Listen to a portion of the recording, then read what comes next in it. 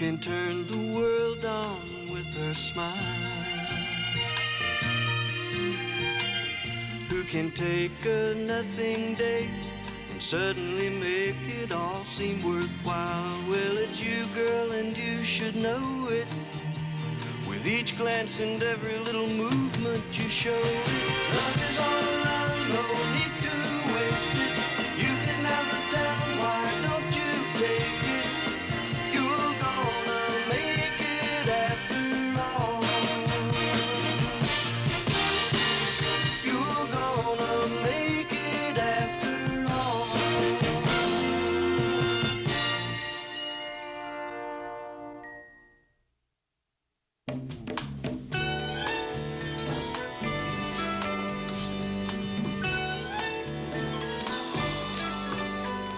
Did you have a nice lunch, Mayor?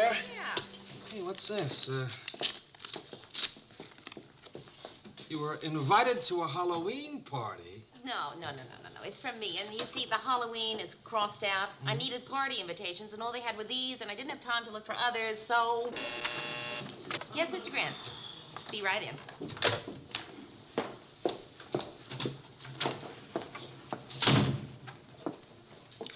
Before I say yes, tell me we're not going to bob for apples. I knew those cards were a mistake.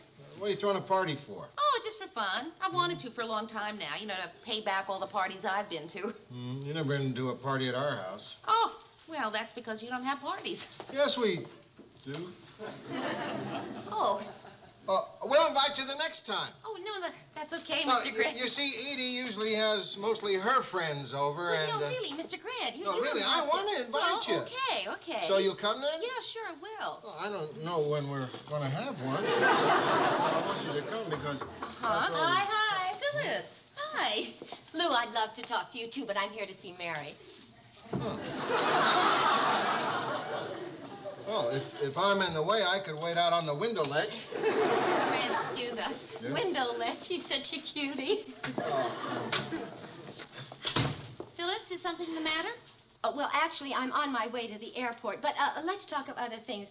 Mary, that is a nice dress for work. What are you going to change into when you get home from work tonight? Oh, I don't know, Phil. I might just live recklessly and stay right in this one. Oh, no. What is this? No, that won't do at all. Mary, please change it. But you will be in about 7. Yeah, I think I will. Phyllis, look, this is an office. I can't just stand around and chat. I got a lot of work to do here. I got to get out my party invitations. Here's yours. Well, thank you. Oh, Lars will be at some big dermatologist bash. But could I bring somebody else? Yeah, sure. Who? Oh, Mary, how you ferret things out. Well, I'll confess, I have a surprise. And I've been looking forward all week to your meeting this surprise. Oh. Okay, I'll say this much. The surprise is a person. My plan was to bring this person by your place tonight, just casually. Oh, that's right. Your brother is getting into town today. Who spoiled my surprise? Well, Phil, you told me 4 times. I spoiled my surprise. I guess. Oh, Mary, you'll adore him. He's just like me. And Mary, wait till you hear him play. He's a musical genius. Yeah, you mentioned that. An absolute genius. He's a composer. Oh? What's he written? Commercials. Television commercials, where they use large symphony orchestras. There's no question, you know, that if Bach were alive today, he would be doing television. That's what they say about Ted. Phil, I am really looking forward to meeting your brother, but I have got to get back to work. Sure, okay. Well, we'll pop by about 7 then. Okay. That'll give you a chance to change out of that dress. Phil, what is wrong with this dress? Nothing. Oh, no, Mary. It's just that his favorite color is red. Mary, I don't want to push you two into each other's arms. It's just that from the moment you moved into our building, I was thinking to myself, Ben would love Mary. And then, of course, you're both unmarried. Seems as if you've been saved for each other. Well, Phil, I'm not all that saved. Well, don't listen to me. I don't believe in trying to control things. Let it happen if it happens. If there be bells, let there be bells.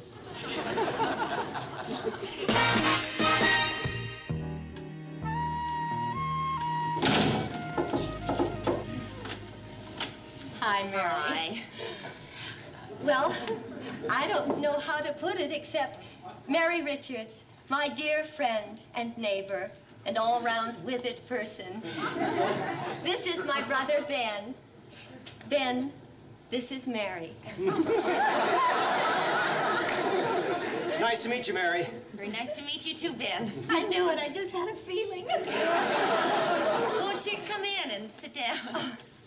Mary, if we're just barging in or interrupting the slightest, please say so. No, you're not barging in at all. Can I get you something? A cup of coffee or a drink? Oh, either. No. We're really just perched here for a quick chat, and so you two can meet briefly.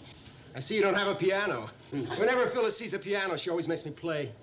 I don't do that. Yeah, you do that. No, Mother did that. I don't do that. You do that, too. Well, if I do that, it's justified because you're a wonderful brother. Mary, sometime before Ben leaves, you must come down and hear him play Shostakovich. He just played some for me and Mary. I wept. Not at Shostakovich, of course, who was really kind of irritating, but at the sheer genius of my brother Ben. Ben, why don't you go look at Mary's view? Okay. May I look at your view? Sure. Take a look at the view. Isn't he everything I said he was? Yes, he certainly is. When did you get a piano? Oh, I rented it, but I don't want Ben to know. Just go right on out, Ben. I just treat the piano casually, as if it had always been there. Lars, of course, keeps bumping into it and cursing. It's nice. The view. You're a TV producer, she tells me. No, I'm an associate producer. Hey, I love to be spontaneous. Let's Lars and I and you two kids go out to dinner and to a concert. I made reservations at the Bit of Scandinavia, and I have 4 tickets for the symphony. Spontaneity is so much simpler when it's all planned out, isn't it? Well, what do you two say, Mary? Ben? Phil, not tonight. You know, I'm afraid that old jet lag is getting to me. I'm really beat. I'd kind of like to just turn in early. Oh. Well, of course, Ben, it was just the most fleeting of thoughts. And Mary'd probably just like to relax after a hard day's work. I said it was just the most fleeting of thoughts. I am really kind of tired. Well, Mary, I'm so glad we had this little visit. Goodbye, Mary. Goodbye. Hope to see you again. Thank you. Don't worry, Mary. It was just a first impression. Come on in, Rhoda. It's open. Does that go for me, too? Oh, hi, Ben. Yeah, sure. Come on in. Sorry to barge in on you like this, but I got to thinking I might have seemed a little abrupt a little while ago. Oh? Well, you know, Phyllis has this way of manipulating people, and I got the feeling she was backing you into a corner on the whole thing. I think she's very anxious to have us go out. No, I think she's very anxious to have us get married. Hey, would you like some salad? Terrific. Good. I always make too much. Ah, Phyllis would be so pleased to know that you and I are having dinner together after all. Somehow I think she'd want to be here, you know, turning on the music, turning down the lights, turning down the bed. Did you and Phyllis meet each other in college? No, it was after. Oh, I thought you could have been a freshman when she was a senior. Hey, are you trying to find out how old I am? I guess so.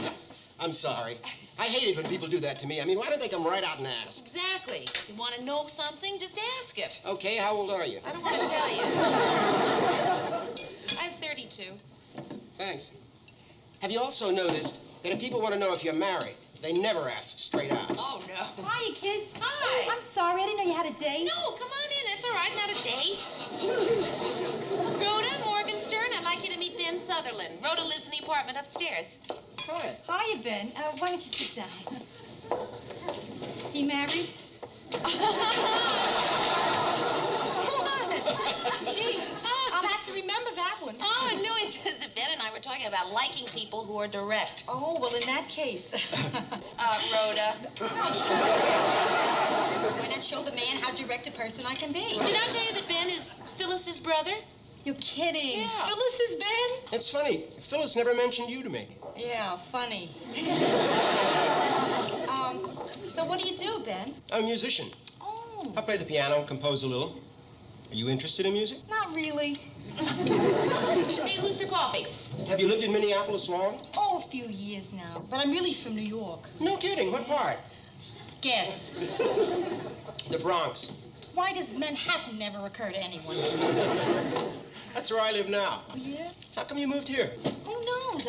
Did you ever run out of gas unexpectedly at a strange corner and you kind of see a strange street lamp and a strange street sign? And you wonder, how did I end up here? Something like that happened to me once, too. I was on a stalled train, and, nobody in the train expected to be delayed. Anyway, I looked out the window, and I saw this really old... I know exactly what you mean, Rhoda. House is what it was. It was an old house. How come you're not interested in music at all? Oh, listen, some music interests me. Classical music. Now that really depresses me. Well, in that case, I guess you wouldn't want to go to a concert with me. Oh, wait, now I didn't say that. I've gone for worse than that for a date. Mary will verify that. Ben, there's still those 2 tickets to the concert tonight. Well, yes, but I... No, wait, no, don't feel any obligation here. I really just thought that if you wanted to... Oh, Rhoda, look. I just happen to have 2 tickets to a Mozart concert tonight. Would you like to come along with me and get depressed? Well, can I go like this? You look fine to me. Look, we can just make it. You know where the symphony's playing? Of course, Ben. I've lived here for 4 years. It's the same place where the Vikings play, right?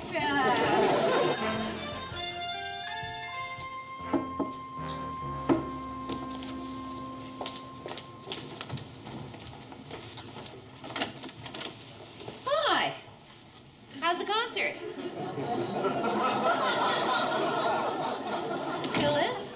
Perhaps it would be best to tell it as it happened, chronologically. From my point of view, I am still in shock. Lars and I were sitting enjoying one of Mozart's more light-hearted moments, flutes, the coming of spring, something I don't know. There was this commotion in the aisle. Late arrivals, boors, I thought. I turned to give them a good glare. It was Ben. I was so pleased. He and Mary, I thought, had come to join us. Oh, well, no. Then I saw it was not Mary. It was Rhoda. Rhoda. Right. Well, then they sat next to us. I struggled to maintain my poise, though my senses were reeling. I tried to enjoy the concert, even though she was snapping her fingers to Mozart.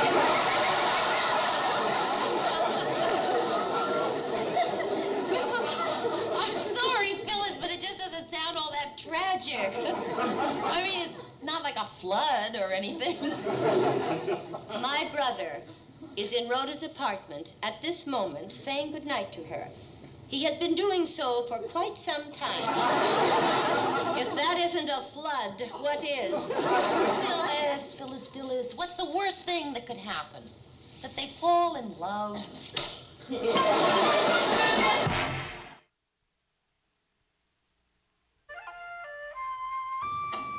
Hey, has he converted you to classical music yet? He's certainly trying. I never knew I could have so much fun being bored out of my mind. Hey, listen, Mia, will you keep stirring that sauce? Right. Thanks. Hi, sis.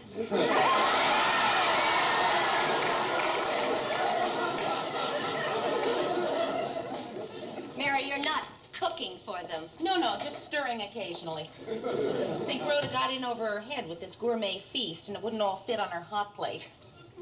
That woman has cast some sort of spell over Ben. No spell, Phyllis. It's just that in case you haven't noticed, Rhoda is very attractive. Is she? Is she, Mary? It must be on some level that I can't perceive, like ultraviolet light. Or that whistle that only dogs can hear. Mary, my reasoning is this. If I say anything to Ben about Rhoda's obvious shortcomings, that may bring them closer together. Therefore, I reason I shall be passive, even kindly. Well, I'm glad to hear you say that, Phyllis. Chicken and mushroom time.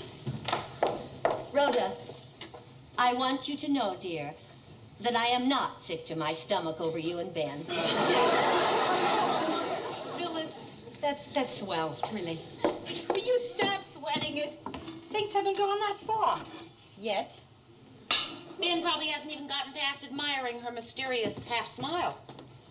Oh, yes, he has.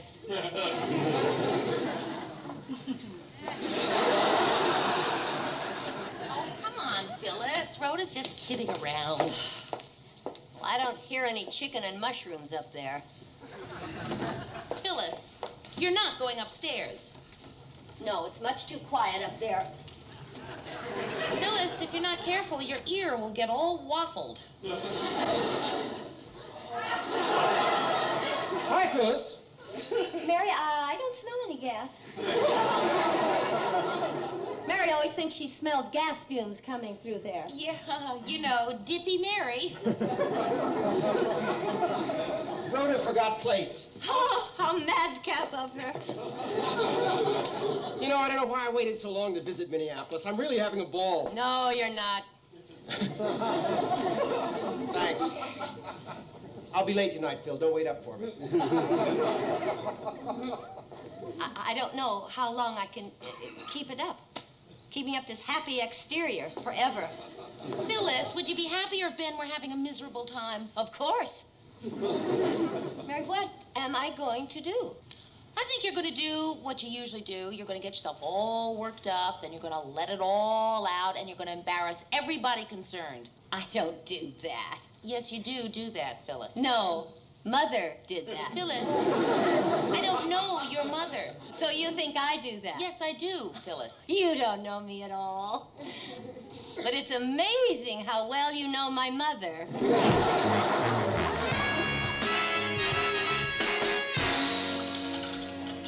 Thank you. Roger? Oh, Mary, you have so much to do. Let me do that for you. Oh, thanks, Georgette. Hors d'oeuvre, Ted? Thanks, honey. If there's anything else I can do, just whistle. Okay. Thank you. Mary, how about something to eat? Oh, thanks. Say, Mary, when did you get a piano? Oh, well, it's from Phyllis. She rented it for me. You know how some people send flowers? Phyllis sends pianos. I just love to stand around a piano and sing while somebody plays. I can only play one thing. Please play it.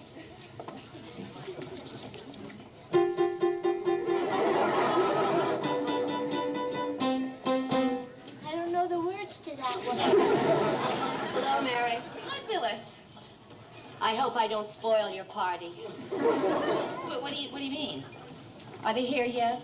No, Phil, what did you mean you don't hope you spoil my party? It's just that when I'm this upset, Phyllis, listen, Phil, I only have about one big party a year, you know? And so because of the expense and everything, could you pick another night? you're not asking me to close the door on my emotions, are you? Close it, Phyllis, lock it, but keep it out of my party, please. Why don't you go talk to Mr. Grant? See, right over there.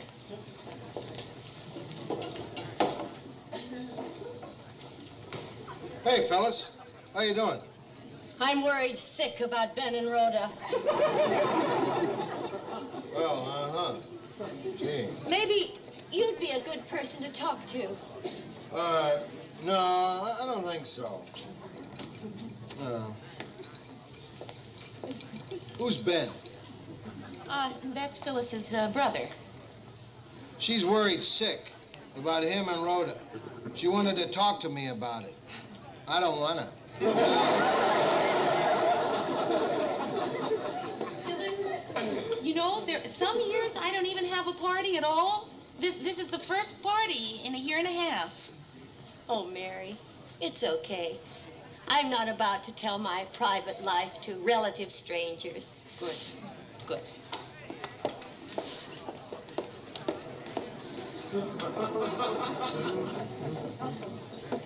I'm so glad she's not serving popcorn.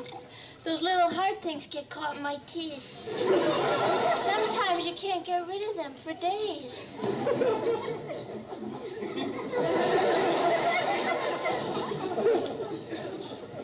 Who are you? I'm here with Ted. Who are you here with? I am alone, waiting to see if my only brother is going to break my heart and throw away everything he struggled so hard for. I hope he doesn't do that. Break your heart and throw away everything he struggled for. Hiya there. Oh, boy, have we had a crazy day. Oh, Rhoda! I got a feeling we're going to have a crazy night, too. I have to speak to you immediately. It's vital. The rest of you go on with your party. It's important to Mary. Rhoda? You gonna make me face her alone? You bet.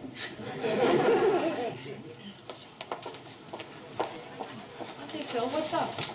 Rhoda, I want you to tell me the absolute truth. What's going on with you and Ben? Nothing, Phil. We've just been having a lot of fun together. No, Rhoda. I said you could be honest with me. Be honest with me. I am. I'm being perfectly honest with you. He's going back to New York tomorrow. Well, I figured that's it. No, you're just telling me what you think I want to hear. I really want the truth, I am. Rhoda. I'm giving you the truth. No, Every the word truth, of it. I'm being Rhoda. totally I want honest the with truth. you. All right, Phyllis. We got engaged 10 minutes ago. We're getting married tomorrow. Okay? I see. You see? Thank you for being honest with me. You're welcome. All right, attention, everybody. Gather around. Let's see if we can pick this party up and get it rolling. Now, there's this brand new game I just heard of the other day. Oh, Dad, I really don't think that... Mary, your party's dying. It's called 20 Questions. Now, the rules are these. I think of something, and then you have to, in 20 questions, guess what it is. Now, it can be anything in the whole world. Animal, vegetable, rocks. Sounds like fun, doesn't it?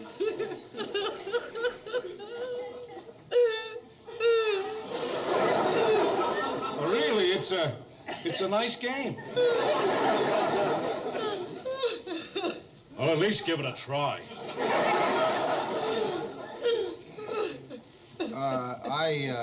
I have to shove off.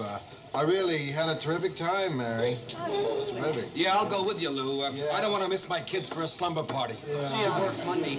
Mary, good night. Right, Good night, Mary. I had a wonderful time tonight. We better go, too. I think your friend is upset.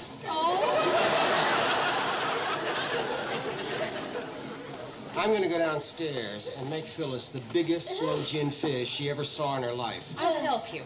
Ted? The answer is the Empire State Building. I win. Good night, Rhoda. Phyllis, for heaven's sake. I can't believe you took me seriously. What do you mean? Well, Phyllis, Ben and I aren't getting married. He's not my type. What do you mean? He's not your type. He is witty. He is attractive. He's successful. He's single. He's gay.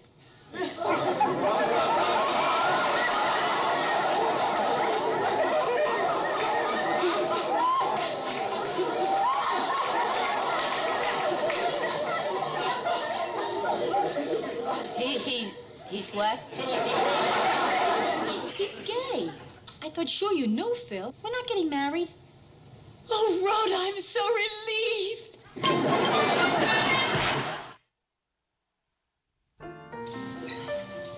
Oh, man, it was a pretty good party. Oh, yeah.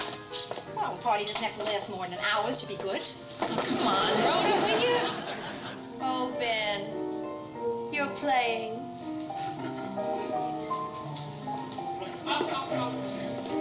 Play something for me. Okay. What do you want to hear? My dog food commercial or Mozart? Play whatever you feel.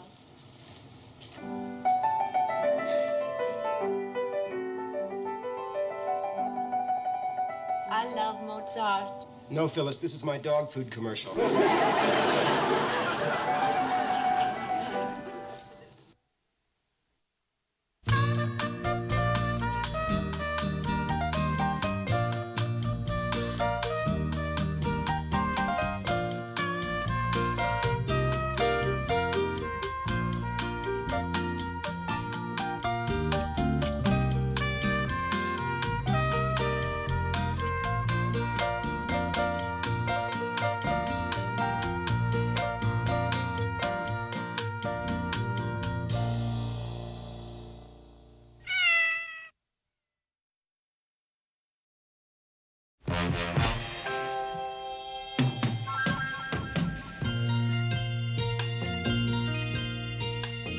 who can turn the world on with her smile,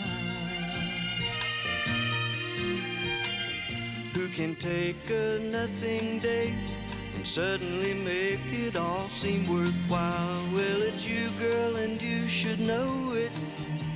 With each glance and every little movement you show it. Love is all around, no need to waste it. You can never tell, why don't you take it? You're gonna make it after all. You're gonna make it after all.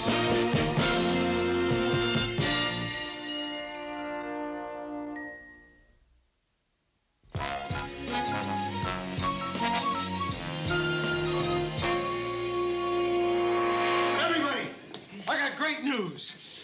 We are no longer the bottom-rated news station in Minneapolis. Well, how can that be? There's nothing below the bottom. Hey, we're next to the bottom. Fourth. No kidding? Oh, boy, I never thought something like this would make me happy, but this is terrific. If only we could keep it up. You know what this could mean? A congressional investigation of the rating system? Boy, am I pooped. Hey, Ted, the new ratings came out. Oh? Ted, come back here. Oh, no, you just want to make me feel like the ratings are my fault. No, Ted, the ratings are good. Look. Go on.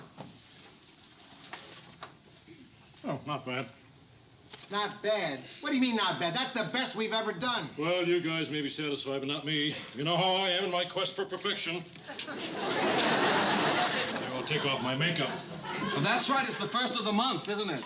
I gotta go tell the crew. This is gonna make them so happy. I'll go with you. I want to see their faces. Tell them they get an extra ration of rum. Hello, Mr. Grant. Georgette. I was supposed to meet Ted. But don't bother him. I'm sure he'll be right out. I don't want to bother you either. I'll wait outside. No, no. Come on back. It's nice seeing you again.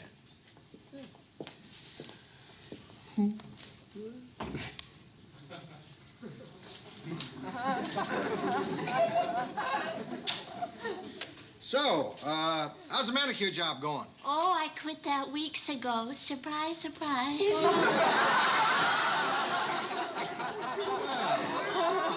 So, what are you doing? I'm a Golden Girl now. I go from door to door selling Golden Girl cosmetics. Ding dong, it's your Golden Girl. Everything for the more beautiful you. Do you want to see my sample? Why not? What do you got? Bath oil beads. Makes you feel like you've been massaged by 1,000 little hands. I'm sorry they make me say that. You're a real cutie, you know that? Thanks. What else you got? Wrinkle cream comes in 3 aromas. Fresh strawberry, fresh banana, and fresh unscented. No. I don't think I want Edie to smell like a banana. I need the rating book. The crew doesn't believe me. Here. Hiya, Georgette. Hi, Mary. I was just showing Mr. Grant my Golden Girl line. Oh, how's it going? Oh, like hotcakes. Good. Hello, Ted. Told you I don't like to smooch in public. I'm sorry, but can you go now? Oh, sure, only I'm a little tired tonight. So I'm going to go right home and log a little sack time. I'll call you tomorrow, maybe.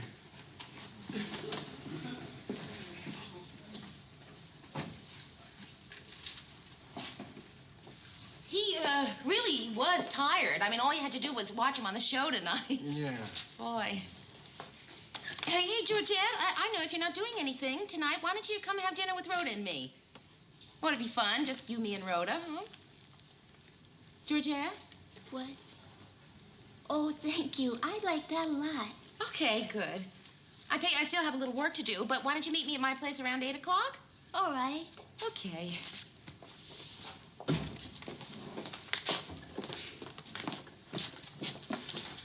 Say, Georgette, I'll take one of those wrinkle cream things. Yeah, Lou, you owe it to yourself. After all, it isn't every day you're number 4. Unscented. You know, I don't understand how Georgette could have been in such a good mood after Ted stood her up like that, and he does it all the time. Why don't you say something to him about it? Well, I can't. I'm not Miss Fix-It. It's none of my business. About all I could do was give him a long, dirty look. What'd he do? Well, you know Ted. He thought I was coming on with him. You know what really kills me? I am the one who introduced Ted and Georgette to each other. Mia, I met a guy who'd be really great for Georgette. He's sensitive, he's kind, and loving. Wait, what am I doing? I almost gave away a guy who's sensitive, kind, and loving. I don't know, maybe you are right. She must like Ted. I mean, if she didn't, she wouldn't go out with him anymore. Right. I didn't like him, so I didn't go out with him anymore. You went out with Ted? Once When? only. Around the holidays. Why? I don't know. I get a little crazy around Christmas. There was old Ted with his silver hair and his jolly ho-ho-hos. Sort of a Santa figure for me. Well, why didn't you tell me? I did. You asked me, what'd you do last night? And I said, I went out with some jerk. I just didn't tell you his name. Well, I sure wish you hadn't told me now. Why? Because when I heard you went out with Ted, I painted the doorknob. Who is it? Ding dong, it's your golden girl. Oh, come on in, Georgette.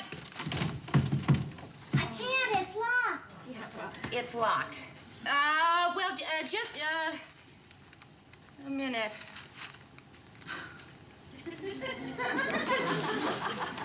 Hello, Rhoda. Thanks, Georgette. Hi, Mary. Nice Hi. to see you again. Excuse me, Georgette. I gotta go clean off my hand. Does she do that every time she shakes hands? No, she was painting. Mary, I just love your apartment. Well, you've been here before. I know, but I just love your apartment. Thank you. Oh, this is for you, Rhoda. It is. This is for you, Mary. Well, what are these for? Well, you two didn't let me pay for dinner last night, and I wanted to do something to say thank you.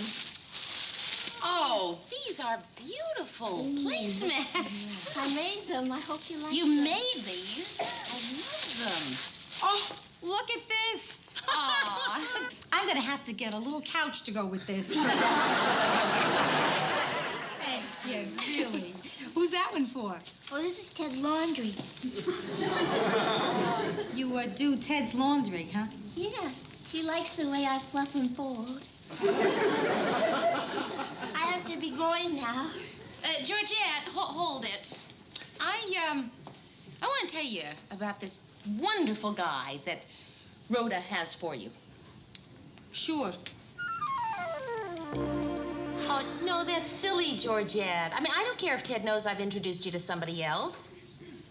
Well, let him be mad. I'm not afraid of Ted Baxter. Bye-bye.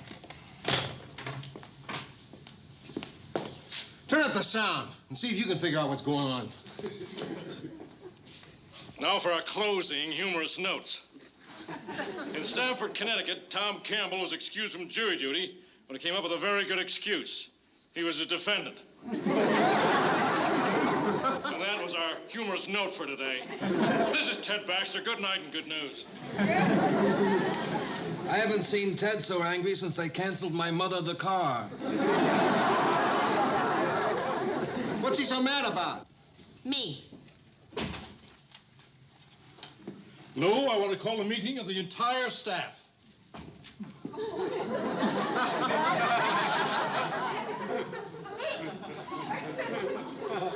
Out here. This meeting will now come to order. Ted. Chair would like to make an opening statement. I always like to think that our little newsroom was one big happy family. But in my innocence, little did I suspect we'd be harboring a backstabber in our very bosom. I'm going to reveal the name of that person. The backstabber is... Isn't this where the lights go off and Ted is found dead on the floor? The backstabber is Mary Richards, Ted, look, couldn't we who talk has about... deliberately set out to poison the relationship between me and my woman. Ted. Admit it, Mary. Tonight, Georgette's going out with a guy that you fixed her up with. Yes, I admit it, but I really don't see... She admits it. Oh, okay, Ted. She admitted it. Is that it? No. I also want her to admit that she made a mistake and she won't do it again. Mary, tell him you made a mistake and you won't do it again. I'm not going to say anything like that. How's that, Ted? That good enough for you? Oh, no. I'm going to the mat on this, Lou. This is big. It's not like the fresh towels from my dressing room. I'm not giving in this time. I'll tell you what, Ted. I'll talk to Mary, and I'll get back to you later. Say, how about those fresh towels? Okay. Mary first, then the towels.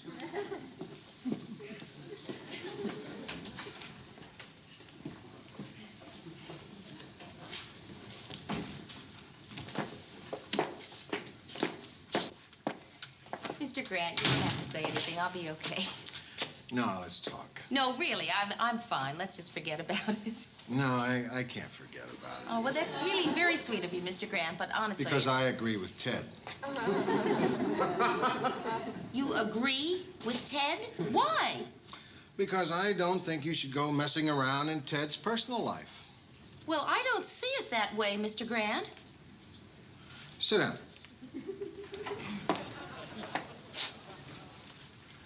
Mary, what you're doing is liable to affect Ted's work. I don't see how this has anything to do with work. In the same way as my rule about nobody at the station being allowed to date Ted. We don't have a rule like that. Oh, Ted, you don't have to make it a rule. It just works out that way. Which is why that girl is very important to him. Yeah, but she's very important to me, too. Mary, you're just gonna have to see this my way. Well, I'm afraid I can't, Mr. Grant, so, if you'll excuse me. No, I can't excuse you. This isn't settled yet. Well, then I'll just have to go anyway. You're gonna leave? Yes. Without my telling you it's okay? Yes. When? Now. Of course, it would make it a lot easier if you would just say, good night, Mary. I can't say that because this meeting is not over. Well, good night, Mr. Grant.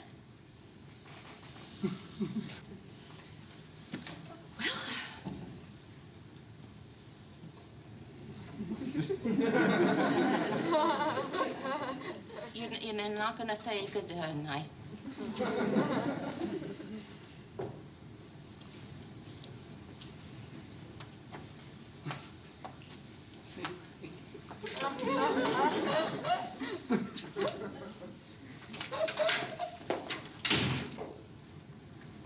Good night.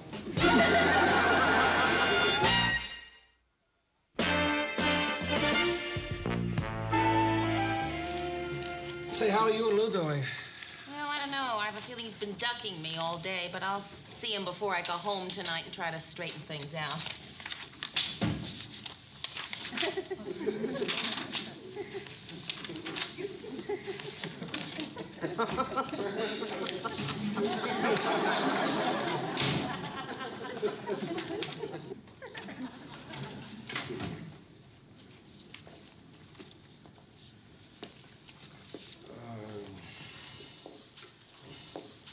Mary, about that thing that happened. I know, Mr. Grant, me too. It's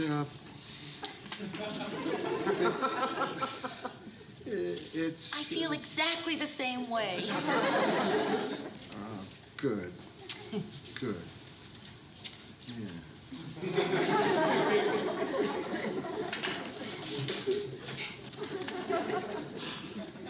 Oh, Mayor, by the way, by now I guess you found out that your attempt to break up Georgette and me didn't work. That lightweight you found her just couldn't hack the competition. Newsroom. Oh, hi, Georgette. Yeah, he is. Just a moment, please. It's for you. Hiya, baby. Tonight? Oh, no, not tonight. Tonight I've got other fish to fry. Maybe tomorrow. Why don't you call me tomorrow? Numero uno, Mayor. Numero uno. Hi, Georgette. Listen, as long as you're not doing anything tonight, I'd like you to meet this terrific guy I know. Right, we'll double. I'll call you later and let you know what time.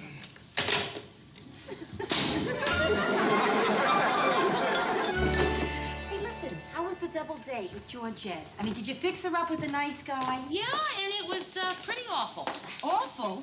Well, he's one of the nicest guys I know. Sweet, gentle. And by the time the evening was over, this nice, sweet, gentle guy was treating her crummy. What do you mean, Mayor? She brings out the worst in men. I mean, I think we're going about this the wrong way. Ted's not the problem. It's Georgette. Yeah, I see what you mean. She's a professional victim, right? Yeah.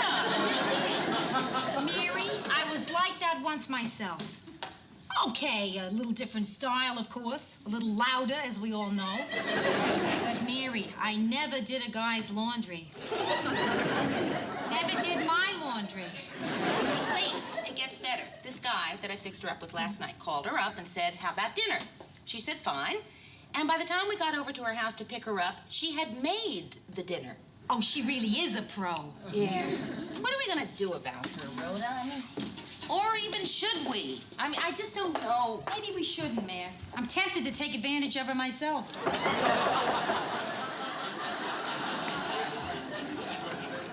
Knock, knock, it's your golden girl. Your doorbell wasn't working. That's why I couldn't say ding dong.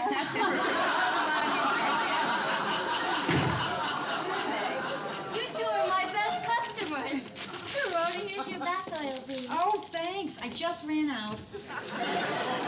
Georgette, would you like some coffee?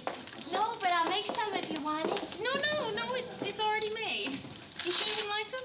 Okay, if you already made it, thanks. You're welcome. Georgette, could you pick that up for me? Sure. Hello? Yes, she is. Just a minute, please. It's for me.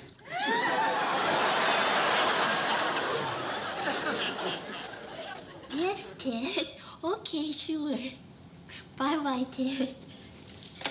He just wanted me to add vitamin E and tiger's milk to his shopping list. Georgette, I think we ought to have a small talk. And you better sit down, because we're going to give it to you with both barrels. Oh, good. Fire ahead.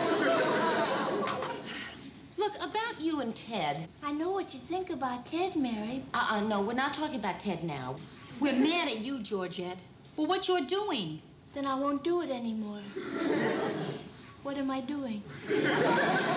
Georgette, what you're doing is not having enough respect for yourself. Georgette, what do you think of yourself? Yeah, come on, tell us. Well, I think I'm about 5'6", and I have sort of curlish blonde hair. No, Georgette, we don't mean what you look like. We're talking about what you are. Listen, say something positive about yourself. Well, I have good handwriting.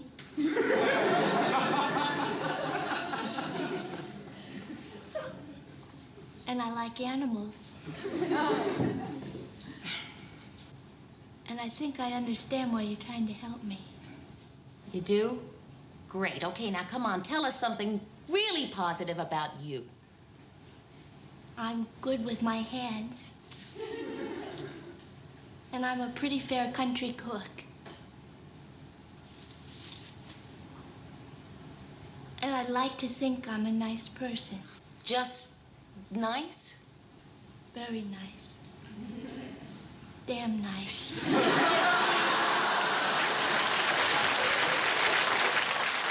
you make sure that Ted finds that out. Okay. I'll try and tell him sometime when we're talking about me. Lord knows when that'll be. Want to have a pillow fight? Ted, I don't feel like having a pillow fight tonight. Oh?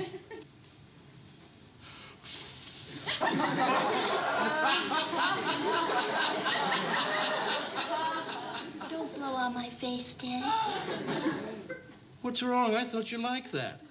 Not now. I want to talk. Can we have a pillow fight and then talk? No, I really feel like talking. All right, what do we talk about? Sports, news, weather? Say, did you hear about that tidal wave in Peru? Damage to livestock, crops, and property was estimated in the billions of dollars. Not that kind of talk. Ted, I think there's something we have to settle about our relationship. My funny Valentine. Sweet comic Valentine. You make me smile with my heart. I don't think we should see each other anymore. What? Why not? Say, has Mary been talking to you again? I think it's for the best all around. You're kidding. I'm not kidding, Ted. Oh, you're just in a lousy mood. You'll come to your senses. I mean it. My funny Valentine. Sweet comic Valentine. Please don't make it any harder than it is, Ted. But that's our song, isn't it? I think you should go home now, Ted. Okay, if that's the way you want it, that's the way you're going to get it. I have to stay around here, you know. Plenty of fish to fry in the ocean. And don't bother to change your mind, I'm going. So long, baby. Thanks for the memory.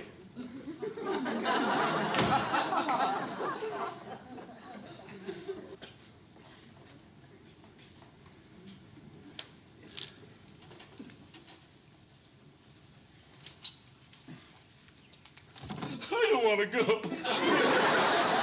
I said I wanted to go, but I don't really want to go. I lied. You did? Don't make me go, Georgette. I can change. Just tell me what it is you want me to do, and I'll do it. You mean it? Sure, I mean it. Just tell me what it is, and I'll do it. Unless you don't want me to do it, then I won't do it. Well, I don't want to do your laundry anymore. I'll match your socks, but I don't want to do your laundry. Okay, baby. What else? I don't want you to call me baby anymore. I'm not a baby. All right. What do you want me to call you? Let's see this. Cookie, Bunny, Lambkins, Angel Puss, Ducky. And if you don't like any of those, I'll have Murray come up with something.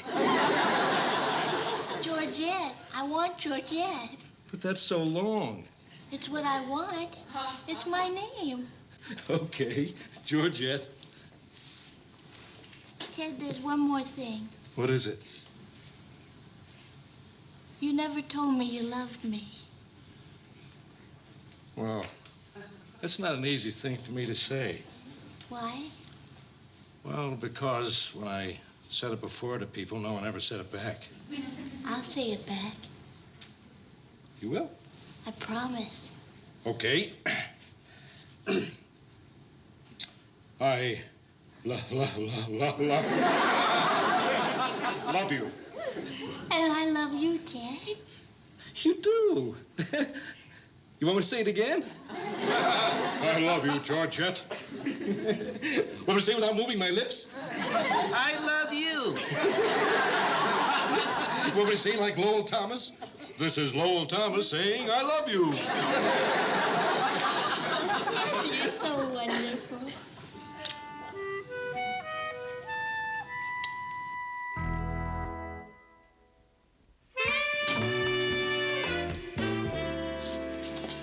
Morning, Ted. Morning, Mary. How was your weekend? I want to tell you about my weekend. I want to tell you about my weekend. Why don't you tell me about your weekend? Being with Georgette was like being with another woman. It's incredible. I mean, we were equal. We cooked dinner in the kitchen side by side. And afterwards, she selected the movie we went to see. I mean, for the first time, everything wasn't left up to me. And I understand you were responsible. Well, she's a friend, and I just wanted to be helpful. I just want you to know that as long as I live, I'll never forgive you.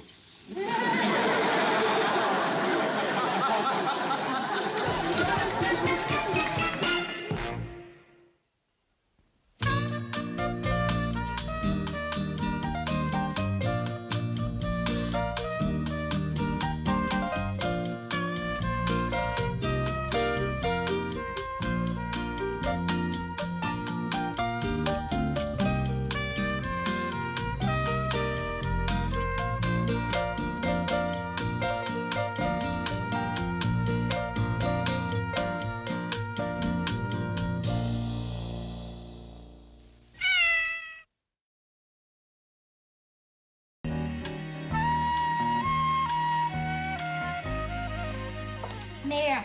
I really appreciate what you're doing for me tonight. You don't know how much I appreciate what you're doing. Rhoda, I know how much you appreciate it. You've been telling me for the last 20 minutes. Yeah, well, it isn't everybody who would double date with her friend, knowing she's going to have a rotten time. Well, I didn't know that, Rhoda. Oh, yeah, you are. How can you be so sure that I'm going to have a rotten time? Because your date was described to me as being as much fun as my date. By my date. Why are you going out with your guy again? Because when he called me up, he used a Donald Duck voice on the telephone. I thought he was another guy. I didn't know it was him till after I'd accepted. Wait. You know 2 grown men who use Donald Duck voices on the phone? Yeah. The other one's a judge. Maybe it won't be so bad. Tonight will be the worst. Or as our dates would say, You know, I think I could be coming down with something. It's just a little kind of a... too late. The ducks are here.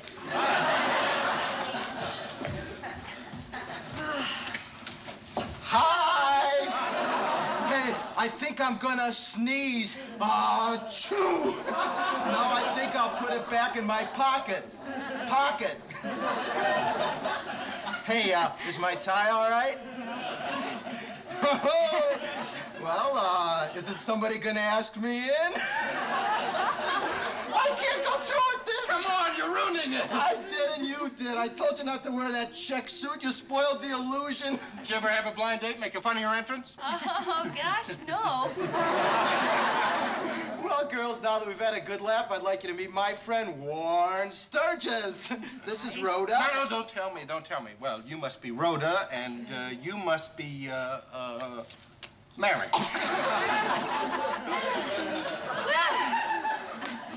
Let's not just stand around. Come on in and we'll sit around. It's nice to see you again, Lowell. It sure is. I told you she was a knockout, didn't I, Warren? Mary, would you believe this is love at first sight? No. Then would you believe liking a lot at first sight? No, then would you believe mild infatuation?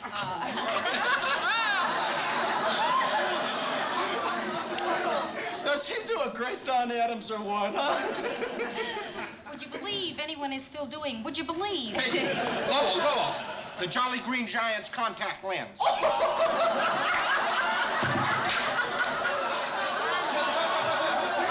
I gotta warn you, girls, there's no stopping this guy. He's gonna be like this all evening. Really? All evening, Rhoda. Hey, come on, let's go. I got reservations at a Korean restaurant. Korean? Try it. You'll like it. Well, man, what do you say? Isn't he everything I promised? More. You know, that Korean food was surprisingly good. Boy, am I full. I can't believe I ate the whole thing. Oh, that's really good, Warren. Well, I guess you don't want to come in for coffee or anything then, since you're so full. Coffee sounds great. I thought it might. Hey, Mary. Oh, thank you. Boy, Mary, we had a lot of laughs tonight. Yeah. There were laughs, Warren. I sure did hear laughs. You know, Mary, once in a great while, 2 people meet, and they develop immediate and overwhelming attraction to one another. Mm-hmm. Yeah, you and Lowell seem to really hit it off. No, Mary, I mean you and me. Oh, come on, Warren. You and I hardly said anything to each other all evening long. Yeah, I know, but sometimes words just aren't necessary. Warren. Mary, I'm going to be honest with you. Something happened tonight. I think I fell a little bit in love. Warren, you don't even know me. Mary, I know you. No, you don't. All right. Okay, I don't know you, but I think I love you. Warren. Mary, and I know that you're going to love me. Oh, gosh, I don't know how you know that. Mary, it's another thing I just love about you. What? You're so sensible. I'm not. Yes, you are. Yes, you are. I know that you don't want to rush into this, and I respect you for that. And I understand. But someday, that one magic someday, you're going to love me. Oh, Mary, Mary, Mary. I just want you to know that I'm not going to sleep with you tonight. What? No, please. please. I've made up my mind. I want this to be more than a one-night stand. Warren! Mary, I've got to go now. Warren! Warren!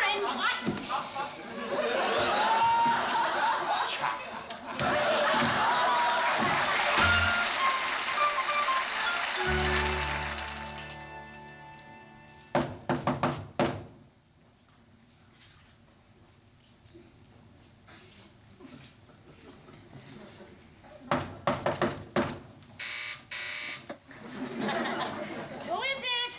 Guess, Mary. Warren!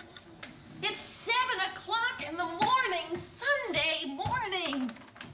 Good morning. Up and at 'em. Breakfast now being served in the main dining room. What are you doing? Wait till you see today's menu. First on the menu, there is freshly squeezed orange juice. Then there's piping hot coffee, freshly baked pastry, and one perfect red rose for my lady. Warren, listen, you left here 6 hours ago. You've called me twice since then. Warren, it's the one day in the week that I get to sleep late. Let's get a little light on No, this. don't. Hey, a balcony. We can have breakfast on the balcony. Warren, I don't want to have breakfast on the balcony. I want to get back into my couch. Mary, have I got a day planned for us, babe? First, after breakfast, we go to the zoo. Then we'll have a little lunch in the park. I got a picnic basket down in the car, cold chicken and white wine. Then when we're finished with that, I'm going to take you on a canoe ride on the lake. Oh. And while I play my harmonica, you just dangle your little fingers in the water. Well, that really... boy, it sounds terrific, Warren. Warren, I don't think I can make it today. See, Warren, I have to go to the laundromat. I would rather go to the laundromat. Hey, you're not really saying you're not really glad to see me, are you?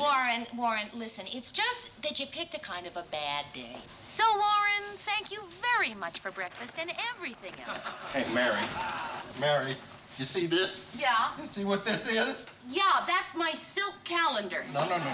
On that date, you're going to be in love with me. Now, don't ask me how I know that, but I know that. I wasn't going to ask you, And you're going to be so thankful. You're going to say, thank you, Warren, for being so persistent, because I didn't realize what was happening to us, but you realized it, and I just didn't know you were going to say that. I don't think I'm even going to remember it, Warren. Believe me, Mary, you're going to say, thank you, Warren. Well, I'm going to go now, Mary. Thank you, Warren.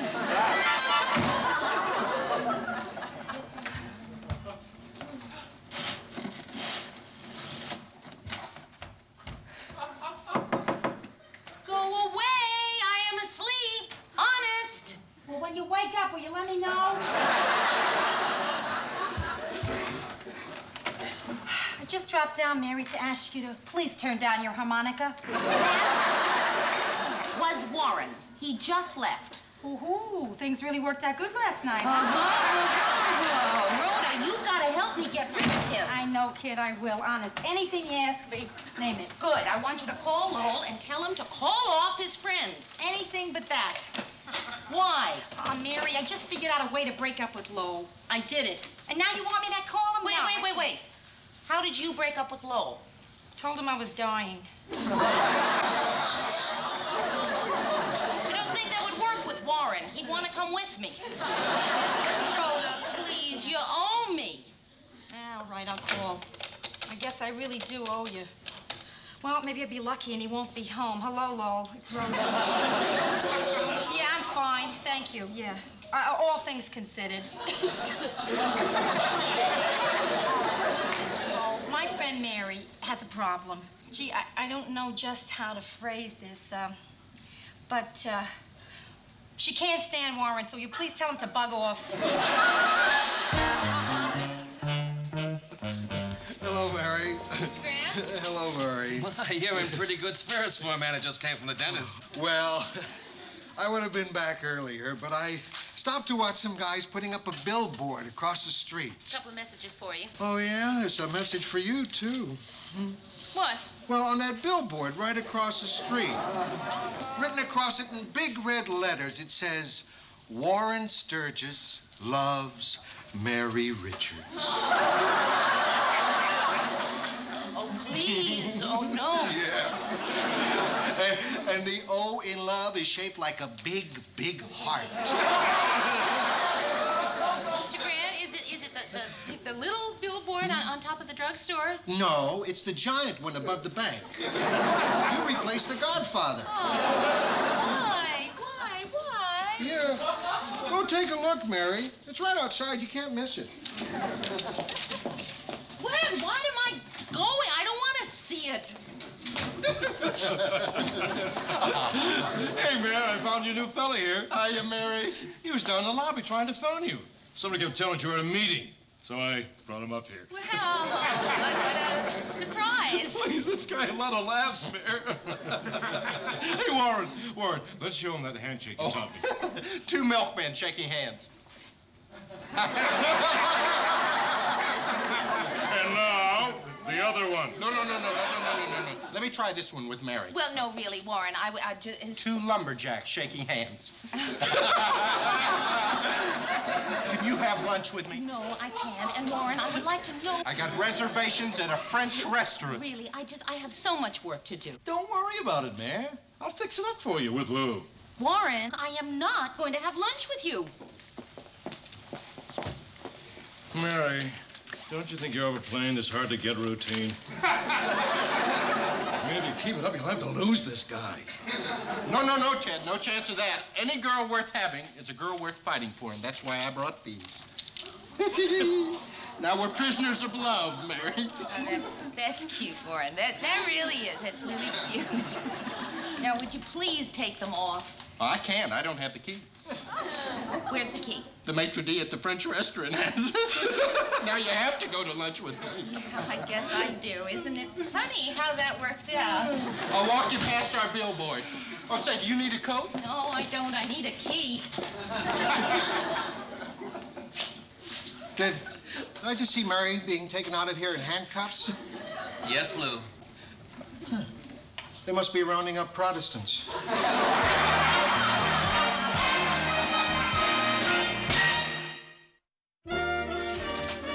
Mary, have you got the rest of the file on... Where's Mary? She isn't back yet. It's almost 2:30. She's been gone 2.5 hours. Oh, maybe Warren finally won her over. You know, I hounded a girl like that once. Yeah. In junior high school. Every day for a month, I sent her a list that said, check 1. A, you are madly in love with me. B, you are crazy about me. C, you like me a lot. Which one did she check?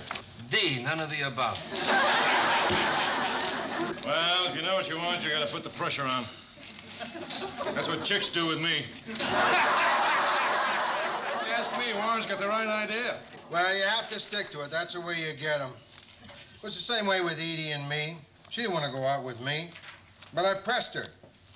You know how I finally convinced her to go out with me?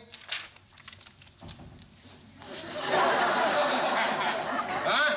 How, Lou, how? Poetry. You wrote poetry? At one time in my life, it was my job. What was your job? I was a poet. A professional poet. $65 a week on the Detroit Free Press was my first job. I wrote Thoughts in Rhyme by Lois Hammersmith. Lois Hammersmith? Well, Lois started a column, and she had kind of a following. And when she died, they just left her name on it. You remember any of them? Well, there was one I wrote to Edie when we were dating. It was called Autumn Wood. How'd it go? Well, you don't want to hear some dumb poem I wrote 25 years ago. Well, sure we would. Yeah, come on, Lou. It's just us guys here. Autumn Wood. The light from the ever-waning moon illuminates less and less, and to the autumn wood doth bring a glow of enchanted loveliness.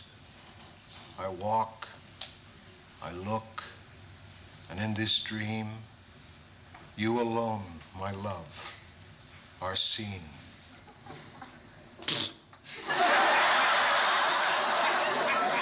Doesn't even rhyme, dream scene. I think it was very moving, Lou. I didn't know you had it in you. Maybe it does rhyme. Maybe I didn't hear it right.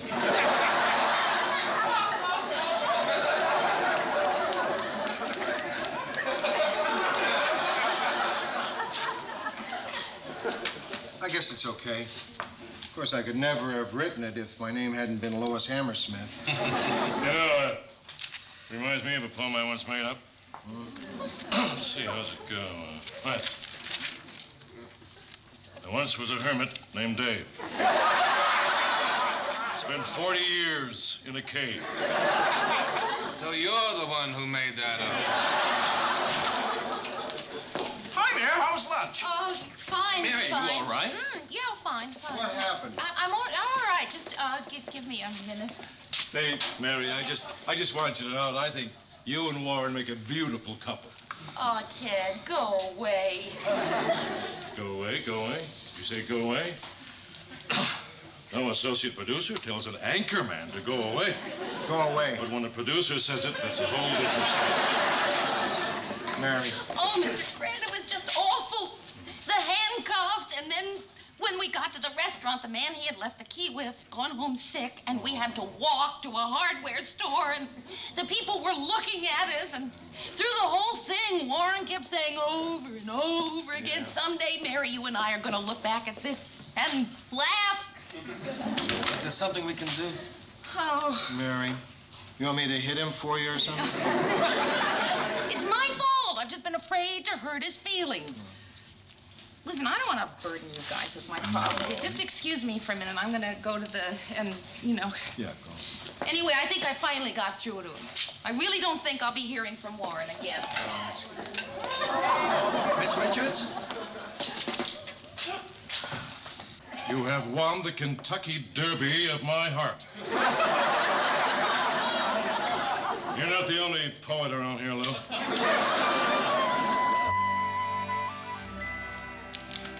Who is it? Rhoda. Rhoda? Yeah, you know, from upstairs. Mary, hi, kid. I just thought maybe you'd like to go to a movie, huh? I can't. Why not? It'll do you good. Come on. Get your mind off Warren. Oh, Rhoda, I can't. Why not? Because he's out there. He's out there waiting for me. Rhoda, I know it. I can feel it. He's not out there, Mary. Somewhere. He is out there, Rhoda. You can't always see him, but he is out there. He's out there waiting. You don't know what it's like knowing he's out there waiting and planning and plotting and conniving some new way to win my heart. Mia, listen to me. Why don't I make you a nice hot cup of cocoa? Would you like that? Thank you. That would be very nice. And I'm going to put some marshmallow in it, huh? It would be very nice. Okay, coming right up, kid. Oh, Rhoda, he's done something humiliating to me every day for the last 11 days, and today... What? Nothing. Nothing. I don't know what the next thing is going to be, Rhoda, but I do know it's going to be a wowzer. What is it he did yesterday? Yesterday, he went through the neighborhood with that bullhorn blaring that message. I wasn't home. What'd he say, kid? I know you're in there. Come out with your hands up and your lips puckered. What did you do? I hid. Ah, Mary, that's why you can't stop him. Because you're afraid to make a scene. This guy knows it, and he's using it. You with your little white gloves and your perfect manners. Well, what would you do? I'd water bomb him. Water never fails, Mayor. In a restaurant, if I get grabbed under the table, glass of water in the old lap. Rhoda, I can't do that. Then he's got you. No, he has. Don't answer that. What, do you think it's him? It's him. Well, maybe it's somebody else. Rhoda, it's him. I know it's him. What, do you know his ring? I know it's him. Mary, I can't stand it. I gotta answer that. This way we'll know for sure. I know for sure it's him. Hello, is it you? They hung up. You see, I told you it was him. Mary, that could have been anybody. Hey, tell you what, kid, let's not talk about Warren Sturgis anymore. Let's talk about something else, Right. huh? Let's talk about something else. You want to know what I think? I think the worst is over. I think the reason you haven't heard from Warren today is because he can't think of anything else to do to you. That's what I think. You've had a rough week, but you made it through. It's over. You can walk in the sun once more. Now, drink. I was out of cocoa, wasn't I? Yeah. What is this? Instant coffee. With a marshmallow in it. Yeah. It's delicious. You know, I never thought we'd get together. Oh? Well, I've been calling you at home for a week now. You never seem to be there. Well, it's been a kind of a hectic week. Anyway, I'm glad I finally reached you. Oh, I am too, Peter. It's so nice to have a normal first date. What do you mean, normal? Well, pour me some more wine, and maybe I can explain it. You better pour a little more than that. It's sort of a long story. Mary! Mary! Hi, I'm Warren Sturgis. What a surprise, Mary. Excuse me a second. Yeah, fellas, I'm the guy that hired you. Come on over here. Oh, no, Warren. This isn't a surprise. You planned this. Oh, well, yeah, but this... Yeah, and you think that you're going to get away with this because I'm afraid to make a scene. Well, Warren, I am not afraid to make a scene. Oh, Mary, well, I planned this. I figured, yes, that you planned it, Warren. I mean, I see gypsies. I figure Warren's got a plan. Well, what's it going to be, Warren? Are you going to handcuff me while they play? Oh. Is this satisfactory, sir? No, it is not satisfactory, Warren. I tried to be nice to you, but you just keep coming. You won't let up, will you? Mary, you're embarrassing me. Oh, am I? Well, welcome to the club, my friend, because I have had it. Mary, people are staring at us. Well, Warren, you didn't seem to mind them staring at us when we were handcuffed. Well, I don't mind now. I don't. So how do you like that? Check, please. Now, I suppose you would like an answer to this question. Will you marry me? Well, Warren, I will answer that question. No. Shall I spell that for you? I will spell it for you, Warren. N-O, no. Is that clear enough, Warren? Because if it isn't clear enough, I will spell it for you again. N-O, no. No. Warren, what happened? Mary, I'd like you to meet the girl I bought the cake for. This is Peggy Stanton, Mary Richards. Oh, Warren, I'm so... Say, Mary, I'm a little late for work. You can get a cab now, can't you? Call you again real soon. Peter, it's... Oh, hey, what was written on the cake before she messed it up? It said, will you marry me? Will I marry you? Oh, of course I'll marry you. Hey, let's get out of this place. Sure. Hey, gypsies, follow me. Why did you have to ruin my pretty cake?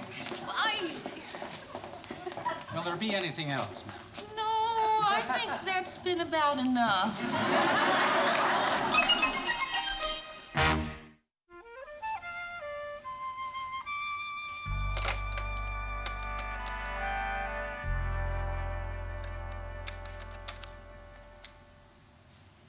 Hello, Peter. It's Mary Richards. Listen, Peter, about what happened at lunch today. I mean, I was so embarrassed. I wasn't even going to call because I thought, well, I can't possibly explain why it happened. And then I thought, well, why not? Right, there is a good explanation. And, well, the explanation is that, well, you see, goodbye, Peter.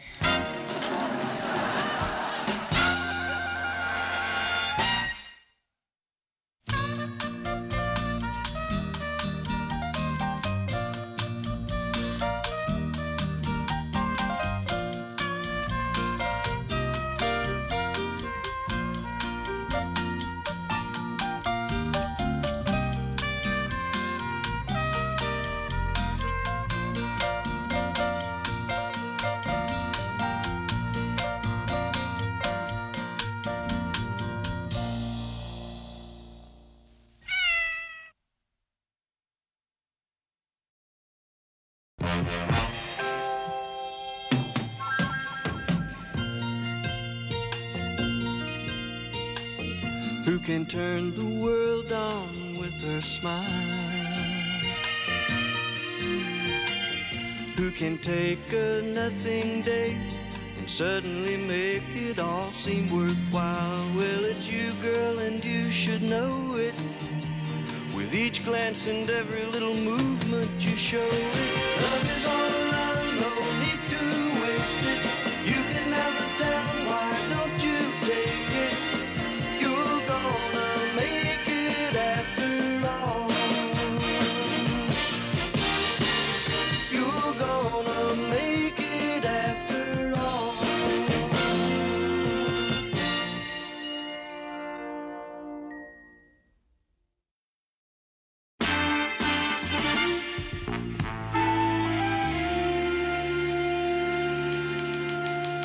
Morning, Murray. Hiya, Mayor. Have a nice weekend? Well, did you ever have one of those great weekends where everything went right? Yeah. Not me. Mary, Doris, what's the matter? they fired my boss.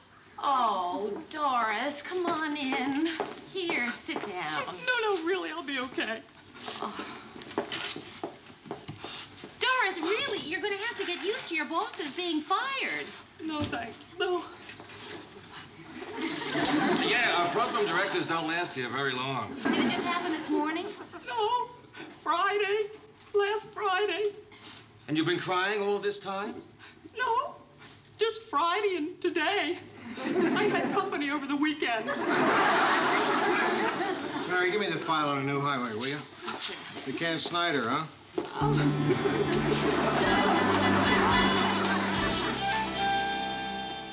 There's a memo here, Mr. Grant, on the new program director. Thanks, Mary.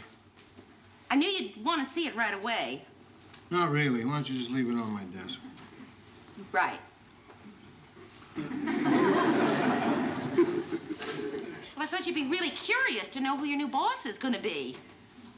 Aren't you curious, Mr. Grant? Not really. Well, I will read it to you then. It's not a very long memo. It just names the name of the person who is replacing Snyder. All right, what's his name, Mary? His name is Barbara Coleman.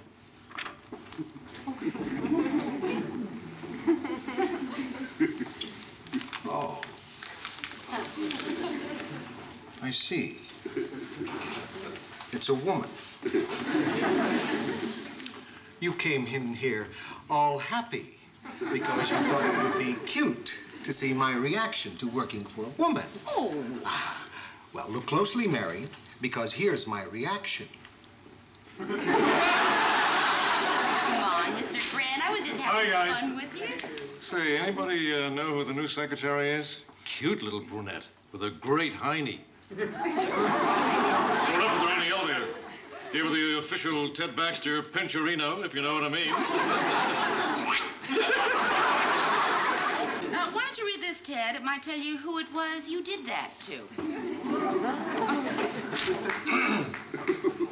Memo to all departments. Ted, please just read it to yourself. I'm sorry, I thought I was. Lou! You don't think that cute brunette in the elevator is really... Could be, Ted. After all, I was only having a little fun. She wouldn't be upset over a little thing like that, would she? And even if she is, I mean, what is she gonna do to me? I'm the biggest star in the station. Besides, you probably wouldn't even recognize me. Wonder how fast I can grow a beard. And we sign this one, too. Sure. Hi, Lou. Philly. You want to arm wrestle for a drink? Philly, we only do that when I come down to the saloon. You don't come to my office to arm wrestle me for a drink. I know, but you won't be there till after the show. And that's another 2 hours. Philly, you don't seem to understand. This is a newsroom. You wouldn't want me to lose my edge and have to watch Ted sober. Come on in the office, Philly. We'll arm wrestle in there. Hiya, Philly. Nice to see you, Philly. Wish me luck.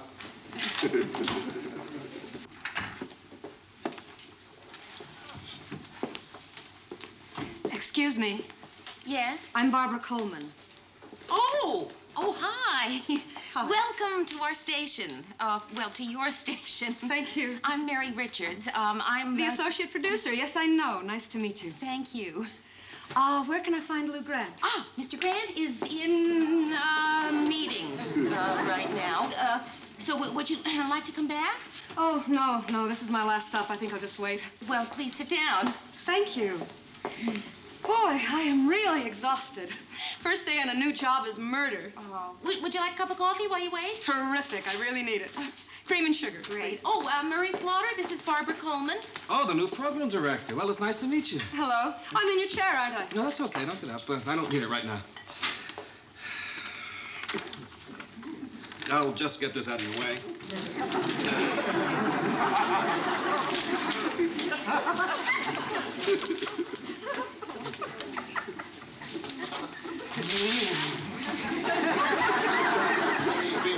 Thanks, Lou. I'll see you in a couple hours at McCluskey. I'll bet you're Barbara Coleman. Yes. I've got to hurry back to the block. Chuckles the Clown is on now. That was our last program director. Thank you. Come on in, Miss Coleman.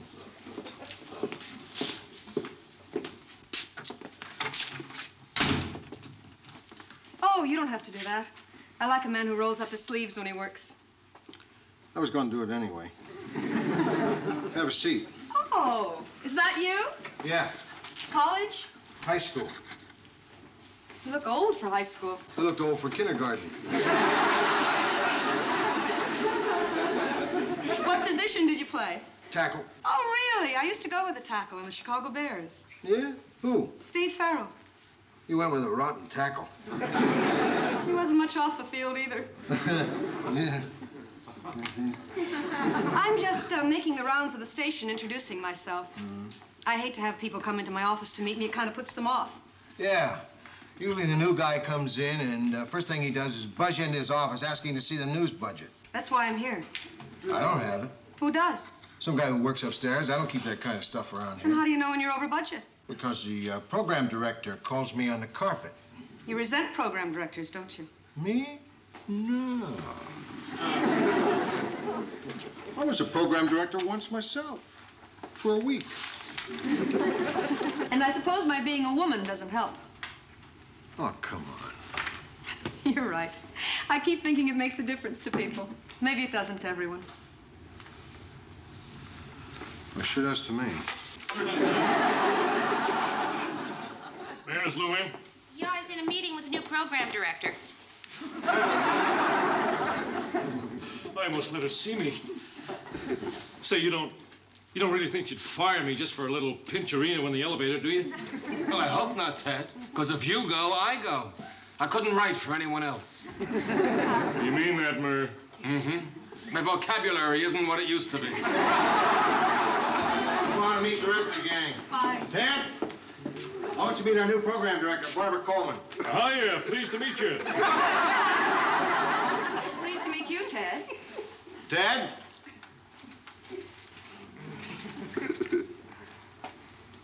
Oh, thank the Lord. I thought you were a cute little brunette with a great hiney.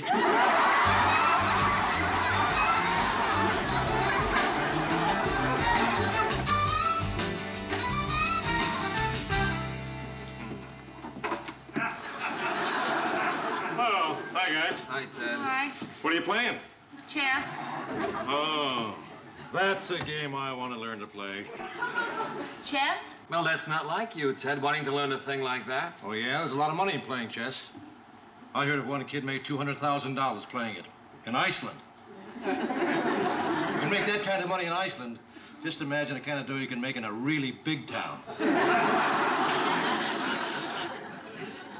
Uh-oh, the boss lady. Put away the game, put away the game. Ted, this is our lunch hour. Oh, I don't have time for any games. I got a lot of work to do. It's not easy putting on a new show, you know. Oh, hiya, Barbara. I didn't know you were here. Hello, Ted. Hi. Hi. Do they have any hot food here? Yeah, the Coke. The soup is lukewarm. Oh, just like the lunchroom in Chicago. Think we ought to ask her to join us? Go ahead if you want to. I have to get back to the office. I left my money on the desk and Ted's around. Barbara? Bye, Murray. All right.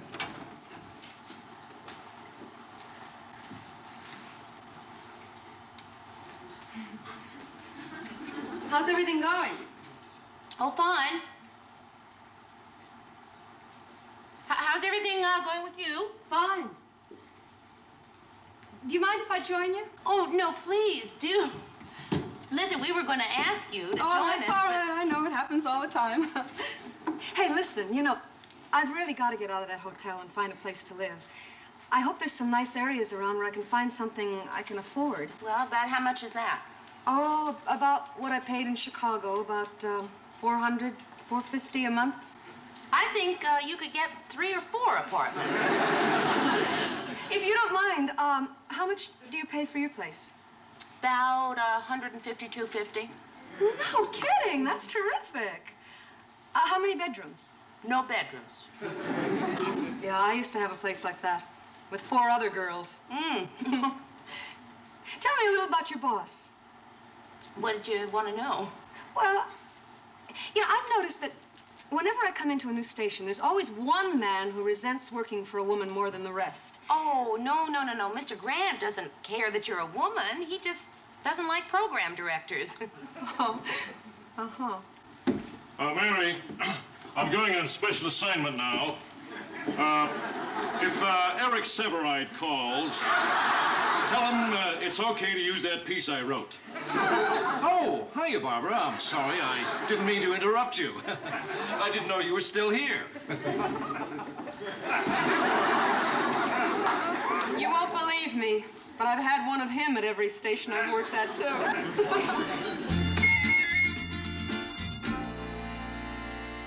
I don't know, Barbara. I don't understand how you could be so settled in just 3 weeks. I've been in my place 3 years now. Still haven't taken the newspaper out of the glasses.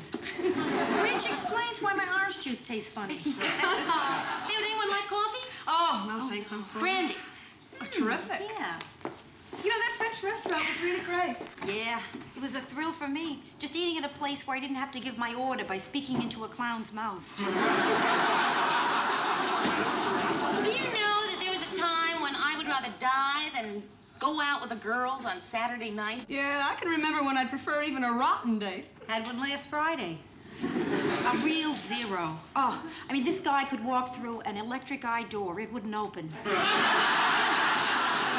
And then, girls, there are some that are so rotten that it's not even picturesque. Like a guy who drinks beer and then crushes the empty can in his bare hand. And then he waits for you to say, "Oh, that's wonderful, Rocco." Or how about the guy who says, "I'm nothing but trouble, baby, so don't fall for me." Right. Or the guys who take you to the movies and then laugh out loud at Woody Woodpecker. Oh, and let us not forget the worst kind of all. The guy who lies about being married. Uh-huh. Tells you he is when he isn't.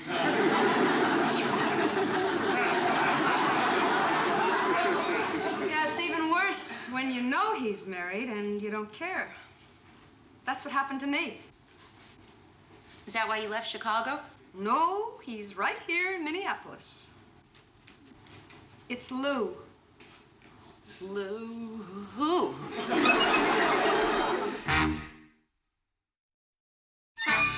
Lou? It's just that Lou and I have been together a lot lately. Wait, girls. Lou who? Lou Grant.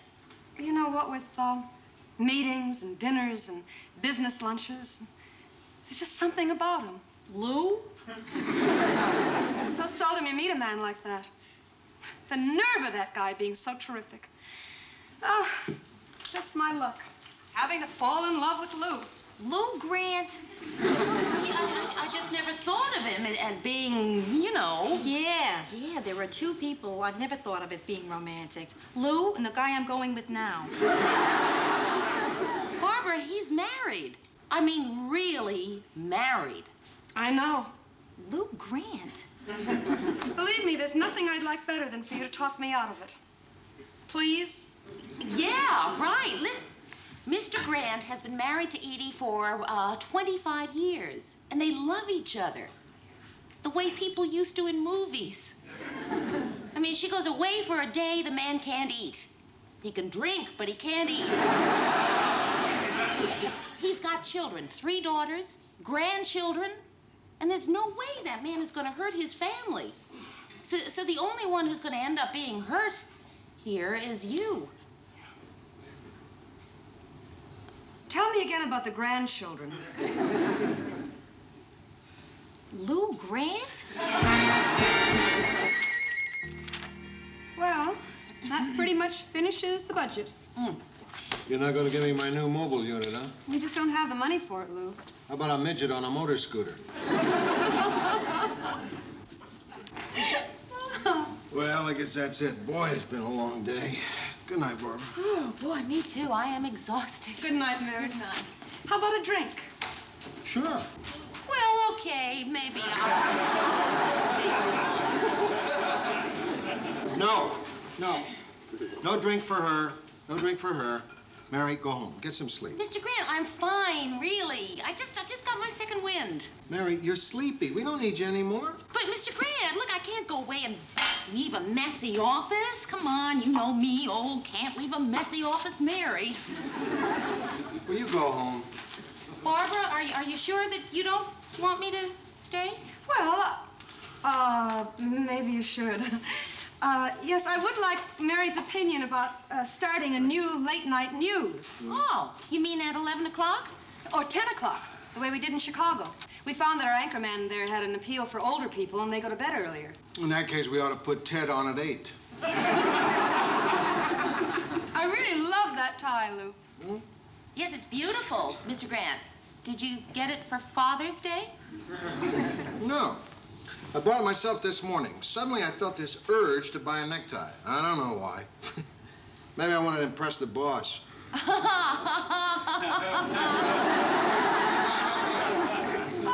Listen, if you like that 10 o'clock news idea, we could stay and talk about it a little while, Lou. If you're not too tired. No, I'm beginning to feel pretty good. Yeah. I feel fine, too. Just fine. Fine. I want you to go home and get some sleep. Mr. Grant. You know how cranky you get when you don't. Mr. Grant, I'm not sleepy. Really, Mr. Grant, if I go home now, I won't sleep. I'll be worrying about this mess and the news presentation. Go home. All right, I'll go. See you both in the morning. Bright and early. Yeah. Good night, Mary. Good night, Mary. Good night.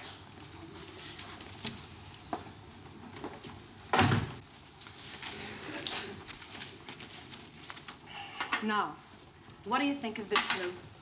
This is it? Well, I don't think that kind of rating would warrant...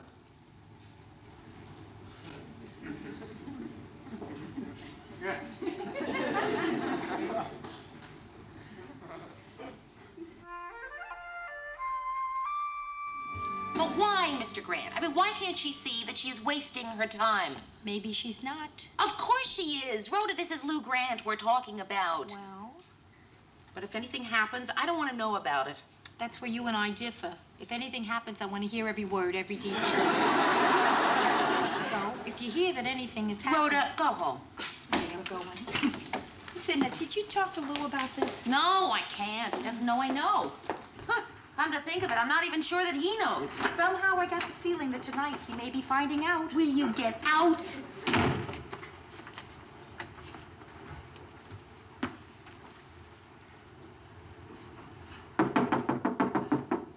Rhoda? No, it's me. Mr. Grant? Yeah. Oh, boy. Oh, boy. Mr. Grant, are you all right? No, I'm not. What do you say when your boss says, I love you? Did she say that? No, but she's warming up to it. I gotta talk to somebody, and I can't talk to Edie about this. Well, Mr. Grant, I'd really just as soon you not talk to me either about it. Okay, No, come on, talk to me about it. okay. It all happened so fast. So fast. We were just sitting there talking about that 10 o'clock news show. And then the next thing I knew, our eyes met. And they kind of held there. You know?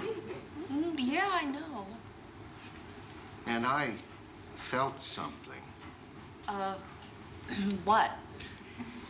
I don't know what it was. But it sure was unusual. And then she put her arms around me. They didn't go all the way around. Look at this. Makeup on my handkerchief. Mr. Grant, all she did was hug you, right? Hmm? Well, then there's nothing to feel guilty about. Mary, she wants me. Why me?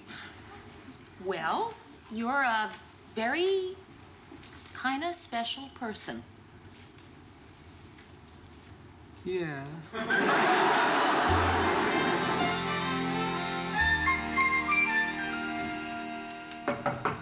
Come in.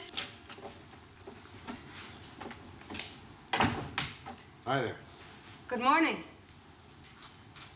I had some more thoughts on that late-night news show. I was just going over what the competition does at 10 o'clock, and I thought it would be great counter-programming. Sit down. Barbara, Yes? sit down. About last night. What about it? Look, we both had a lot to drink and... I was drinking ginger ale. Huh? Barbara, I don't want you to think I wasn't flattered, because I was. But I've got a wife and a marriage and 3 daughters, Sarah, Ruthie, Janie, and they're the grandkids, Amy and Abby. I understand. And Eric, and the little one, what's his name? Wait, I'll get it. It's okay, Lou.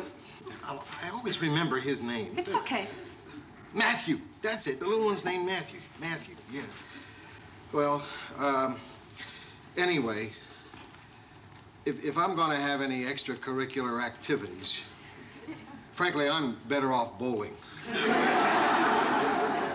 It's less complicated. Okay, Lou. I haven't had much chance to go over the presentation thoroughly. You know, but it's not that I don't think you're good looking or anything. You are. I understand. Anyway, all things considered, I think we did a pretty good job last night. I mean, if I was single and maybe a year younger. No, it's all right. Now, there are a few rough spots here and there. For example... You are pretty. Lou, knock it off. I'd appreciate it if you and Mary would work up an entirely new budget and expand on those ideas we talked about last night, okay? Sure. Thanks.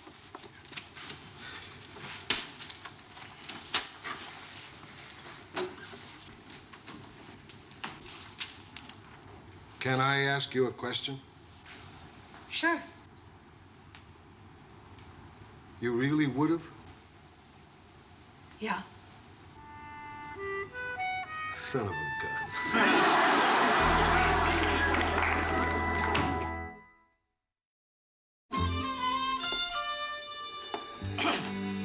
Mary, if anybody wants me, I'll be risking my neck covering that big fire. Ted, Barbara's not in there. She left about 5 minutes ago. Why'd you tell me? Why'd you let me waste a good one? Well, in that case, I'll flake out in my dressing room. Wake me 2 minutes before the show starts.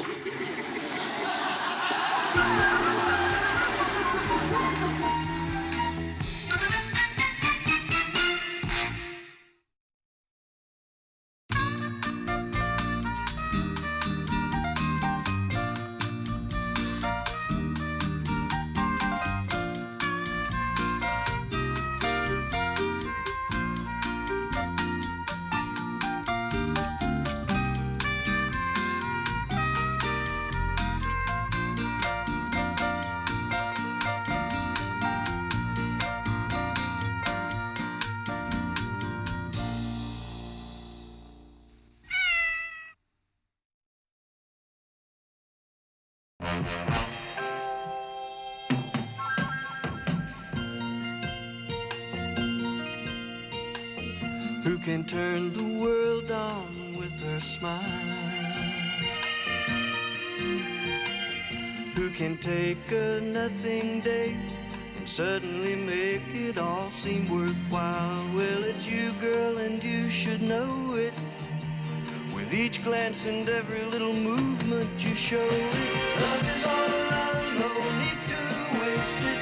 You can never tell, why don't you take it? You're gonna make it after all. You're gonna make it after all.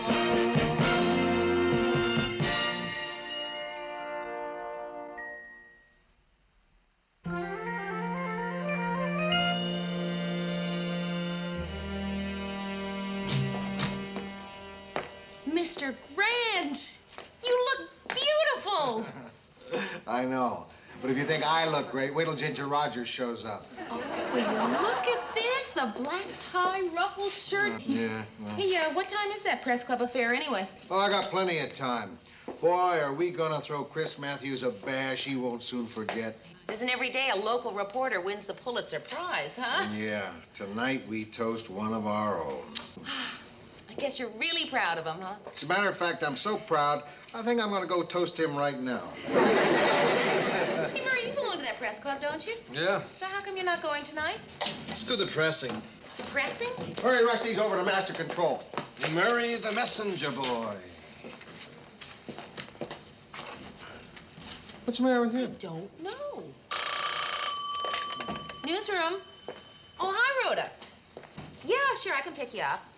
Okay, we'll have dinner, too. I'll meet you at the corner of Lake and Nicollet in, 20 minutes?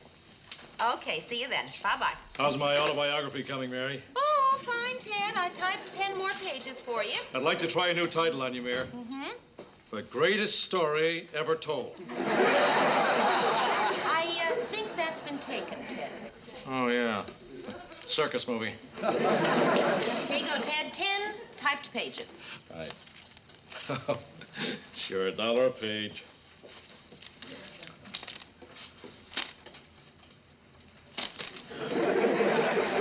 You want to proofread it first? Oh, no, thanks, Mayor. I trust you. I would like to read it over, though, for any mistakes. Mary, did you ever feel like just going out all by yourself and getting bombed out of your mind?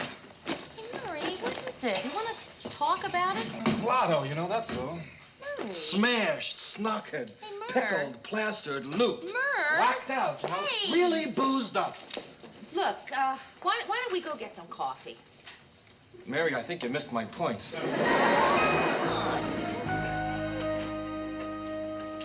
Hi, Rhoda. Hi. Rhoda! Yes, Rhoda. Ah! Rhoda, who was promised she would be picked up at 7 o'clock tonight, and who waited on the corner of Nicollet and Lake for 2 hours and 12 minutes. You didn't wait all that time. Yes, you want to know why? Because you are the most reliable person in the world. I knew you'd show up. Oh. I'm so sorry. It's just that something very important came up at the newsroom. I knew it, kid. I really did. I knew you had to have a really good reason. Yeah, I had to have coffee with Murray. Rhoda, he was talking about going out and getting smashed, and I tried to talk him out of it. Smashed? Are we talking about sweet, gentle Murray? What's bothering him? Well, it's nothing that he can put into words. I mean, he just sort of puts it into size. Sounds like a conversation with my mother. Can we discuss this over dinner? I had dinner with Murray. Oh, Mary. Hey, how about a sandwich? Yeah, okay, that'll be great. Rhoda, I really feel awful about And this. listen, forget about it. We've all done that. Once when I was in grammar school, I was supposed to pick up my little brother from kindergarten. I forgot all about him. Hey, I didn't know you had a little brother. I don't anymore. He wandered away and they never found him.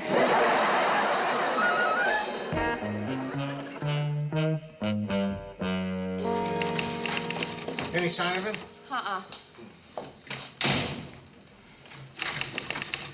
He hasn't called. He's 3 hours late. He's never been 3 minutes late. Mr. Grant, maybe we're just worried for nothing. Yeah, maybe it's nothing. Maybe he's just real sick. I'm gonna call Marie. Good, call Marie.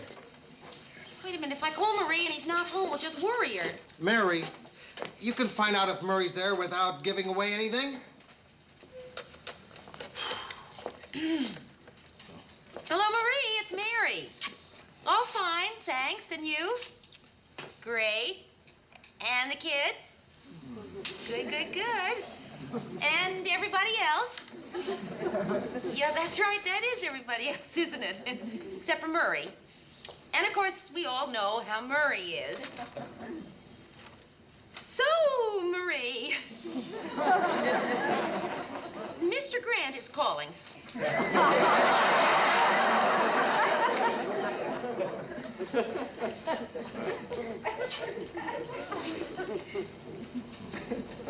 Hello, Marie. Well, it has been a long time, hasn't it? Yeah. Well, I just thought I'd call and say hello. Because it's been so long since we've seen each other. Hmm? What? Dinner? Oh, yeah. Yeah, that'd be fine. Thursday. Yeah. Thursday'd be real good. Mm-hmm. Yeah. No kidding. 2 extra tickets. Oh, boy, it's lucky I called then, huh? Yeah. Okay. I guess that's it then. Yeah. Mm-hmm. Mm-hmm. Yeah, Thursday, dinner, and the Australian ballet. Right. Bye-bye, Marie.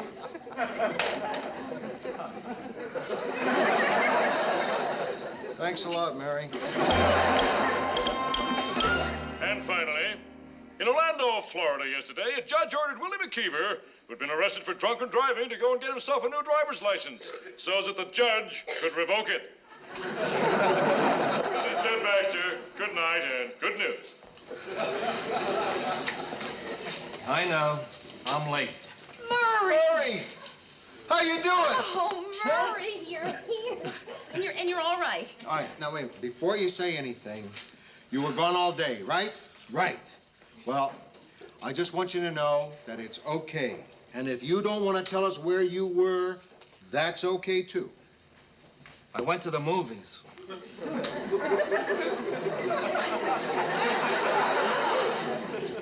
You went to the movies? The movies you went to? Mary was worried sick. I had to write Ted's copy for you, and you went to the movies? Mr. Grant, he's...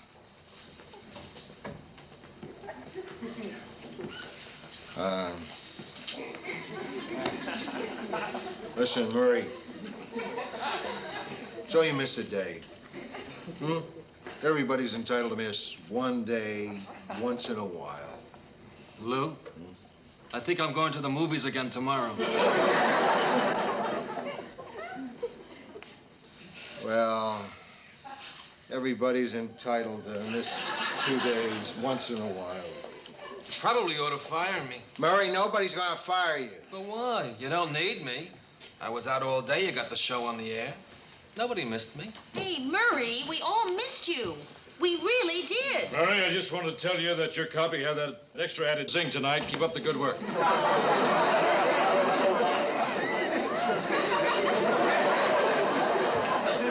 I'll tell you what.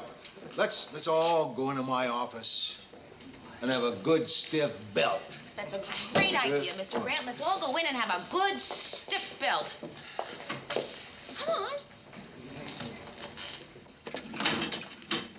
Straight shots all around? Sure. Hey, Murray, do you think it would help if you kind of opened up and just told us exactly what it is that's bothering you? Maybe it would, if I knew. Murray, I think I know what it is. You're depressed because you went to school with Chris Matthews. All right. Now, he's a big shot reporter with a Pulitzer Prize. And all you are is a news writer stuck in a local two-bid operation. Mr. Grant. No, Mary, he's right. Okay. So it's the work? Yeah. Well, I can do something about that. And it's the money. Well, I can do something about that. And my marriage. Mary? Murray, your marriage? marriage. Mary, you know I love Marie. It's just that I always pictured coming home at night and having witty conversations over martinis. You know what we talked about last night? Whether we should change butchers. I mean, Marie is not Gloria Steinem. Well, what's this Gloria Steinem thing you have? I mean, you take away Gloria Steinem's super intellect, and what do you got? Never mind, bad example. Yeah, and that's what bugs me, too. You know, last week I realized that I'm never, ever gonna meet Gloria Steinem or Sophia Loren. Murray, you're a little down about marriage. I've been there. Carlo Ponti's been there. I used to think that, well, I might have a shot at the Pulitzer Prize. Or that I could become a concert pianist. Or that my hair would stop coming out from the comb. Well, it finally stopped. Okay. You want to know what my dream was? I'll tell you. To play center field for the New York Giants in the Polo Grounds. I don't play center field. There's no New York Giants. And in 1964, Murray, they tore down the Polo Grounds. Murray, life is this, right here. Yeah. But I'm 40 years old. I'm here now. Where am I going to be in 10 years? Oh, Murray, will you stop worrying so much about the future and just take life as it comes? Right. What? Do you mean, just live life from moment to moment? Right. You mean for this moment right now? Right. This is the worst moment I ever had.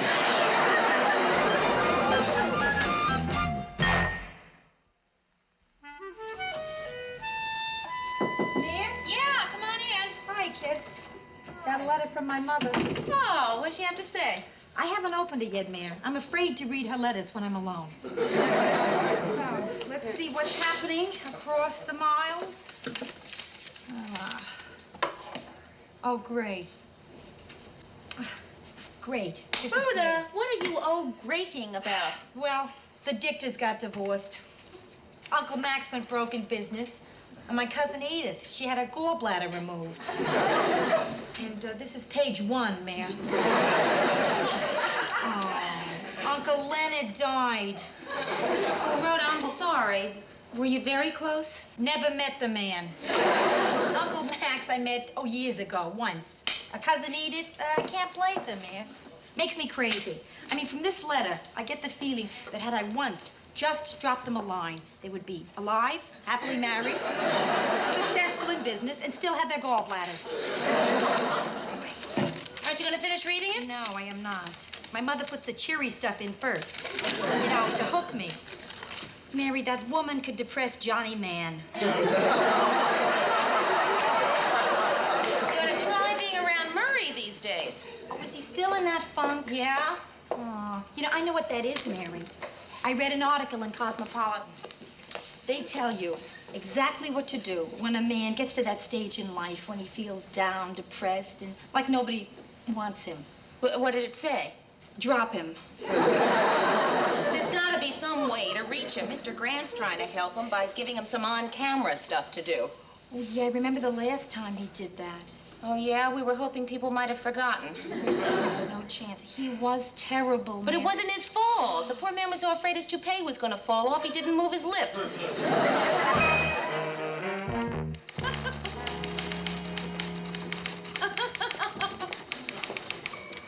Mary, what are you doing?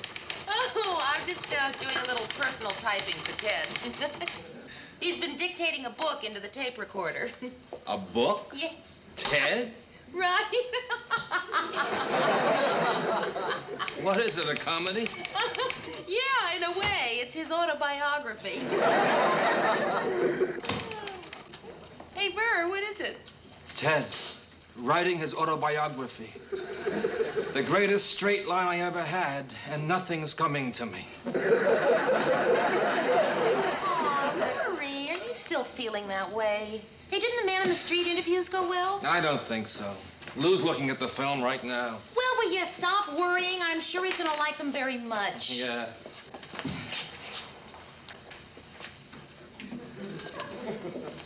I knew it. I knew I shouldn't have sent him. You talking about Murray's interview? Do you know what his question of the day was? What would you do if you knew the world was coming to an end tomorrow? Well, what's wrong with that? Mary. 2 nuns broke into tears because he looked like he knew something. Give it to me straight, Lou. What'd you think about my interviews? Well, they... Terrible, huh? No. No. No. No, no. No. Not at all. Not at all. No. No. I thought there was some really good stuff there, Murray. Some really good stuff. Oh, yeah? Yeah. Well, when you gonna show it on the air? Well, I'd like to put it on right away. But we have this other film we have to put on first, you know, while it's hot. Which film, Lou? Well, the one on safety in the bathroom.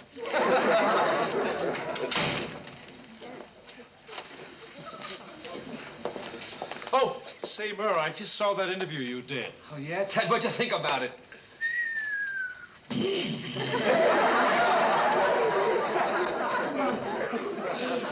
finished with my memoirs yet, Mary? No, Ted, I'm just up to chapter 27. Ah, yes. The Years of Triumph. Right. Your high school graduation. I'll have that chapter by tonight, Mary. I'm having a meeting with my publisher first thing in the morning. Okay, Ted, I'll drop it off at your apartment as soon as I've finished. Fine, Mary.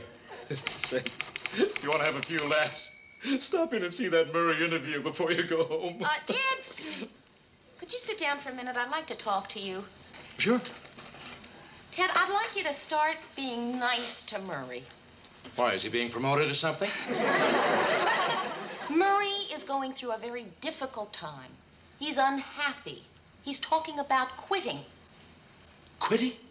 He can't just go around telling a man that he... You gotta show some sympathy until he snaps out of it. Gotcha. Say, Murr, I did that little bomb thing. Well, I didn't mean it derogatorily. It's okay, Ted. You going straight home, Murray? No, I think I'll go to the hockey match. Yeah, Marie thought it would be a good idea if I spent one night a week with the boys. After being married for 10 years, I don't know any boys. Well, sure you do.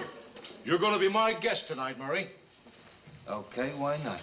First, we'll have a little dinner. Then we'll go to some of my bachelor haunts. It's going to be a great night, Murr. Can we use your car? I've got a full tank.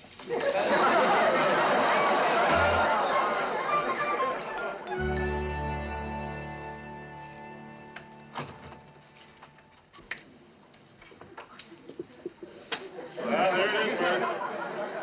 A silver fox's lair. I decorated it all myself. You didn't have to tell me. It's amazing. This is just how I pictured it. Make yourself at home, Murr. Would you like to sit in my vibrating chair? Thanks, Ted, but I already had enough excitement for one evening. Say, maybe we can go down to the rec room and play a little ping pong. There's always a couple of chicks down there we can play mixed doubles with. No, I'll pass on the ping pong, Ted. How about a drink? Thanks, but I already had too much when we were running from bar to bar. Oh, I think I'll have one. Which one of those piano bars is your favorite, Murray? Oh, I think the last one, where you leaned on the piano and sang, "I Gotta Be Me." That was my favorite, too. Would you like to hear it again? I think I'll have that drink now, Ted. That's great. We'll have a couple of belts and loosen up. We'll really talk about what it is that's eating you. Thanks, Ted, but I really don't want to talk about it. You still feel a little down, huh? Yeah, something like that. Maybe you'll feel like talking to Fluffy then. Fluffy? It's really terrific.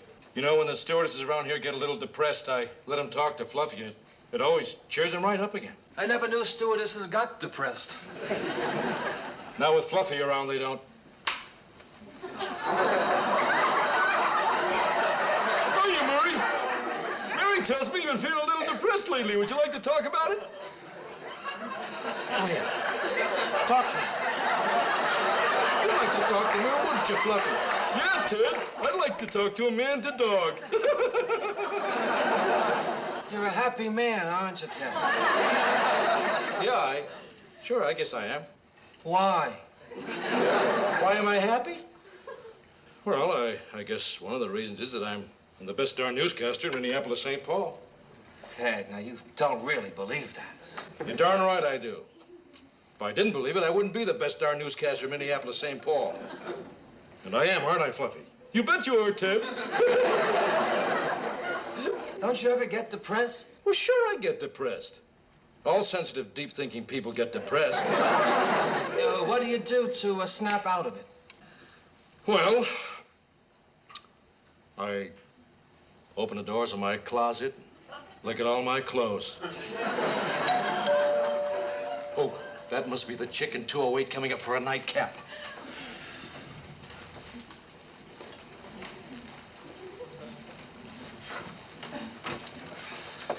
Hi, Ted.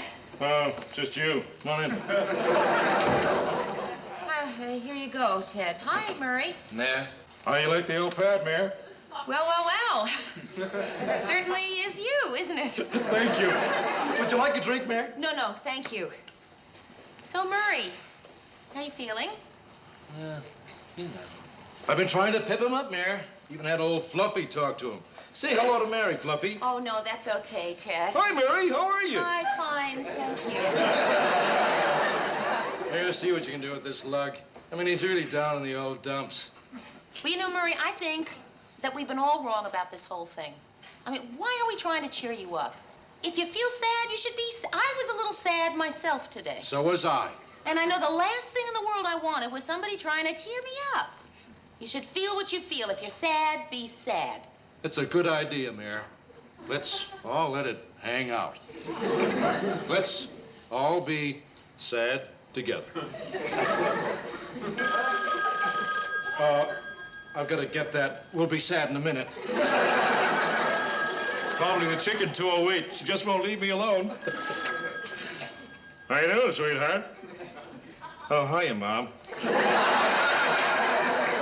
I'll call you right back. Excuse me. Well, I guess I'll be going. Yeah, me too. Well, I'll see you Monday morning, then. Yeah, I'll see you Monday morning. And, look, thanks for the advice about just letting myself be sad. Right. Oh, Murray, don't be sad. When you're sad, it just makes me feel so sad. Well, I think I'm coming out of it. Really. Really? Yeah. Look. See? Is that sad? Doggone it, Murray, you got a good life. Yeah. You got a wonderful family. Yeah? You got good friends who really care about you. Yeah. Okay, so what difference does it make if some guy you went to college with wins the Pulitzer Prize? Oh. I went one too far, didn't I?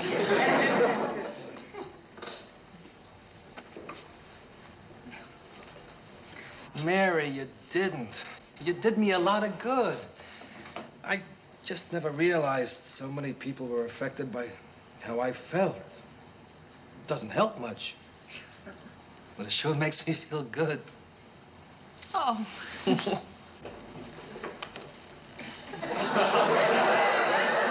Say, Mayor, remember, I was feeling a little down myself today. You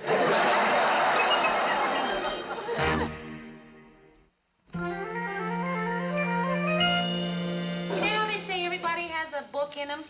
I think in Ted's case, it was just gas. How's it coming, Mayor?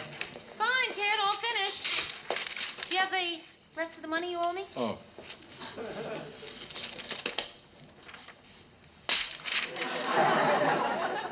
What's the title, Ted? Ted Baxter's Good Night and Good News by Ted Baxter. Volume 1. Oh, you know, I think I have a better title. I Led No Lives.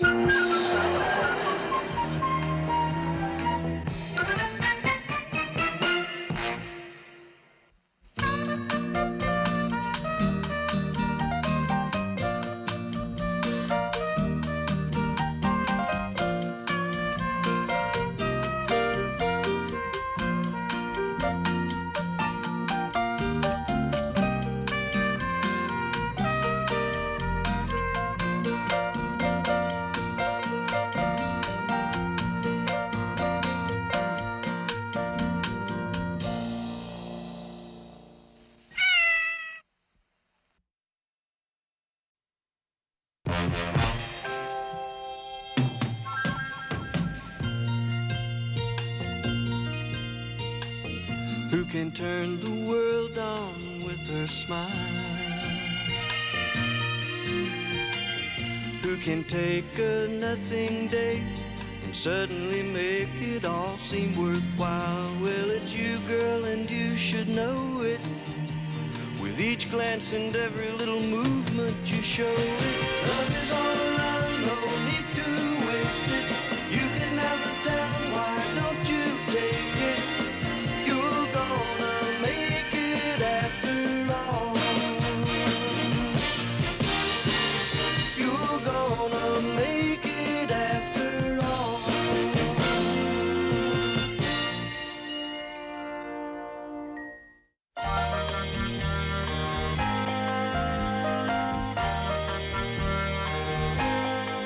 Okay, just to keep everybody up to date, Ted will be leaving for Washington on Friday, immediately following his broadcast, for a series of interviews with national political figures.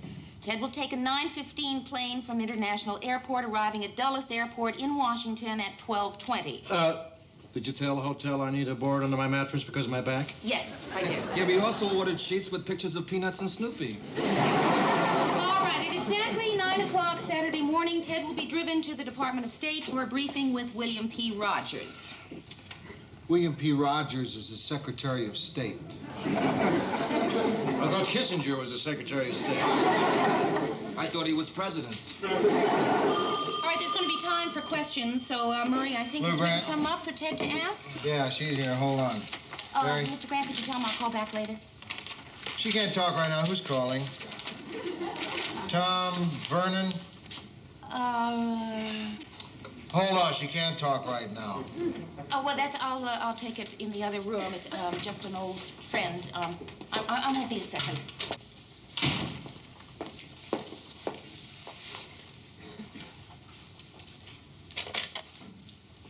Hello, Tom? You're kidding. You're in Minneapolis. Well. Yeah, it has. It's been a long time. No, I didn't realize it had been that long. Yeah, I'm still unmarried. And you still as well? So how are you? Good. Me? Yes, also good. I got lonely. Gee, Tom, I don't know if we'll be able to get together. You see, I might be going out of town on a business trip.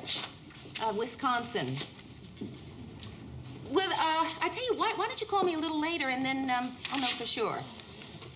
Well, thank you. It was wonderful to hear yours, too. Right, and welcome to Minneapolis. Goodbye. That was an old friend. Who you didn't want to see. I know the feeling. No, I really do want to see him. Oh, never mind. Can we get on with it now? Yes, of course. Say, Lou. We're going to move the meeting. The least you could do is tell a guy. Mary? Questions Ted's supposed to ask the Secretary of State? Oh, yes, right. The questions, Murray? Well, I gave them to you, Mayor. Oh, well, then he must be in here somewhere. Lou? I've got a perfect question, but no one there will think of. Mr. Secretary, Ted Baxter, WJM News, Minneapolis, St. Paul. Tell me, sir, do you sleep naked?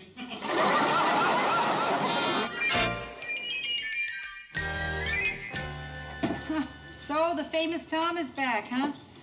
When's the last time you saw him, Mayor? 2.5 years ago. 2.5 years and 4 letters. And a postcard from Atlantic City with a picture of a diving horse.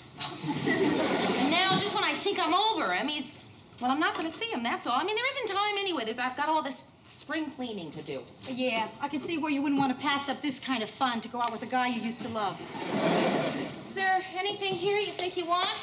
Yeah, Mary, there sure is. How about these? I meant from the box. I was afraid of that.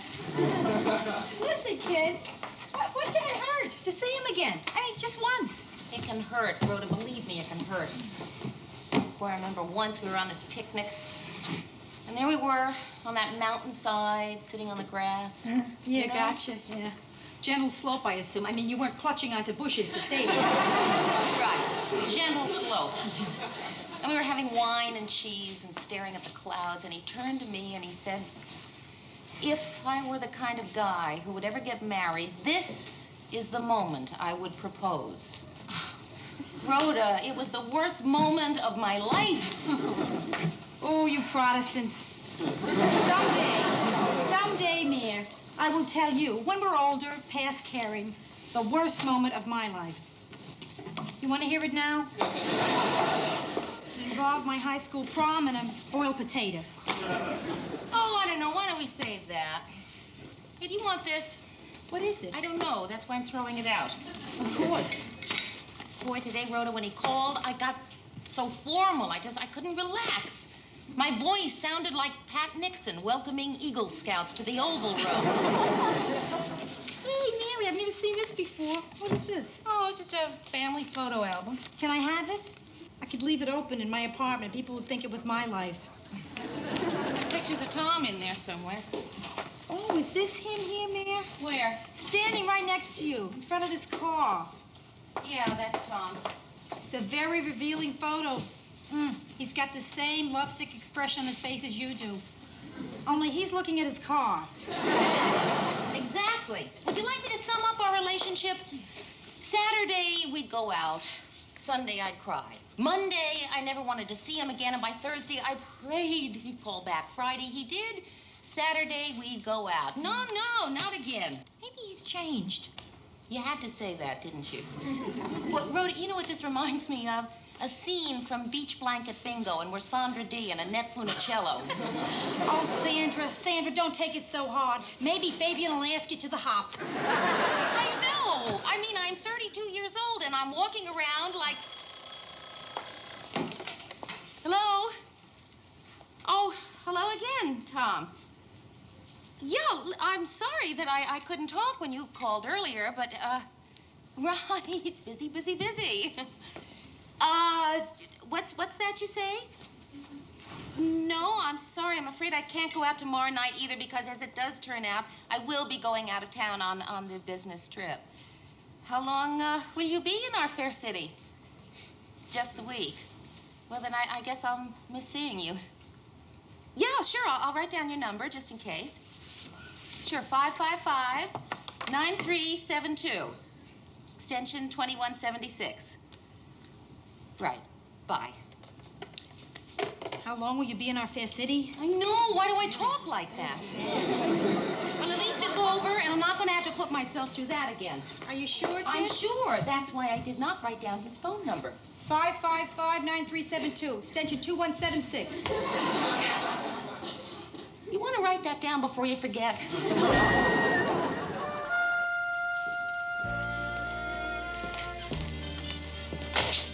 Go ahead, Mayor. Why don't you call Tom? You know you want to. Yeah, you're right. I don't know what I'm making such a big deal out of it for. Hello, room 2176, please. Did you see that? Did you see the way my arm just hung up on me? Isn't that stupid? Maybe it knows best. Yeah. Wait, it's an arm. What did it know? I don't think I've ever done anything like that before in my... hello, room 2176, please. It did it again. Well, I'll tell you what. Next time, try holding the phone in your other hand. You can't trust that one. I can't believe I did that. Why did I do that? Any messages, Mary? Yes, Mr. Grant. Hey, you can take the rest of the day off. Why? Well, I figured maybe you'd want to see that old boyfriend of yours, Tom, while he's still in town. Murray! Lou, I told you not to say anything. Murray, why did you tell Lou, you told me you wouldn't tell her. Look, Murray, if I can't I didn't think you'd say something in anything. I thought it might confidence, help I don't if you want did. everyone in the world to know. Why wouldn't you want me to know? I'm as close to you as he is. Besides, you could trust me. If you told me, I wouldn't go blabbing it to him.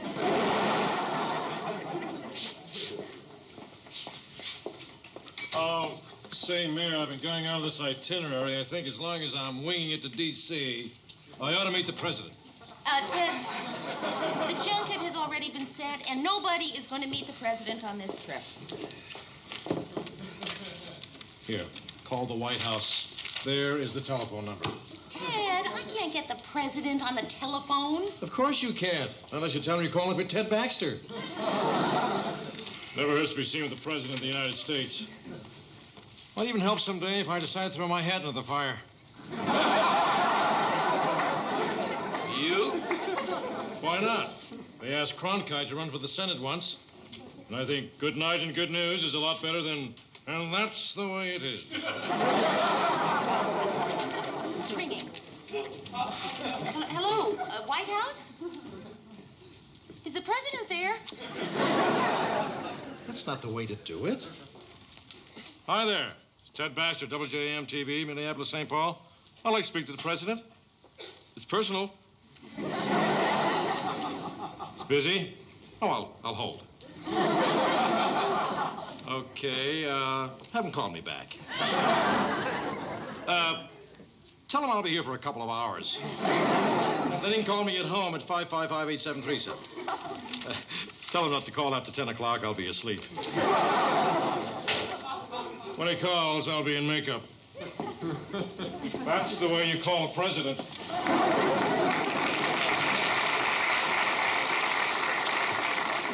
Mary, you still haven't called Tom. I know. Mary, you want to call him. Call him. Okay. And this time, I am not hanging up. Room 2176, please. Hi, Tom. It's Mary. Yeah, right here in Minneapolis. I didn't have to go out of town after all, and so I thought if you weren't doing anything tonight, of course, I'm sure that you are. You aren't? Oh, that's wonderful. Fine, 8 o'clock. It's 119 North Weatherly. It'll be good seeing you, too. Goodbye. Well, I don't know what I'm so happy about, because I know what's going to happen to me.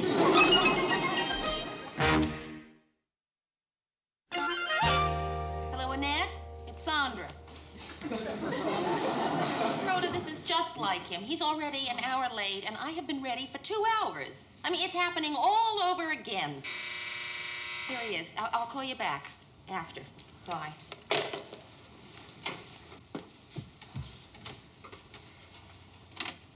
The reason I'm late is that I've been downstairs for the past 30 minutes finding out there is no great thing you can say to a woman you haven't seen in 2.5 years. What do you mean? Well, I mean, how you been, isn't it? You look wonderful. That's not enough. It's good to see you again. You know, that doesn't work. And definitely not, it's been a long time. You look wonderful. It's good to see you. Well, how have you been? It's been a long time. Well, now that that's out of the way, hey, I love your place. But I don't see anything from your old apartment, including your roommate. I should have known you'd get better looking. You know, when you're 60, I won't be able to stand it. Hey, you sure you want to go out tonight? Oh, yes, I'm sure. I mean, sure. Yeah, sure. I thought we'd just stay in and get reacquainted. Well, can't we reacquaint out? Well, I guess so. I mean, I thought we could order a pizza like the old days. I saw a place in the next block. They don't deliver. Now, Tom, I insist. You are the guest, and I am the tour guide, and Minneapolis has a terrific nightlife. All right, of course, Mary. You didn't dress up just to sit home. We'll go out and have fun. Right. But you know, you do look wonderful. You're gonna love this little restaurant I picked out. You sure that place doesn't deliver? Absolutely. Because I remember once I was giving a party. You know, it was no particular occasion. Just a bunch of us got together, and somebody suggested we send out for pizza because the party, you know, had gone on for some time, and we'd sort of run out of food. And anyway, we all got on the phone, and even after we pleaded and pleaded, they still wouldn't deliver. And finally, we just trooped on down there, and so let's get going, because Minneapolis awaits.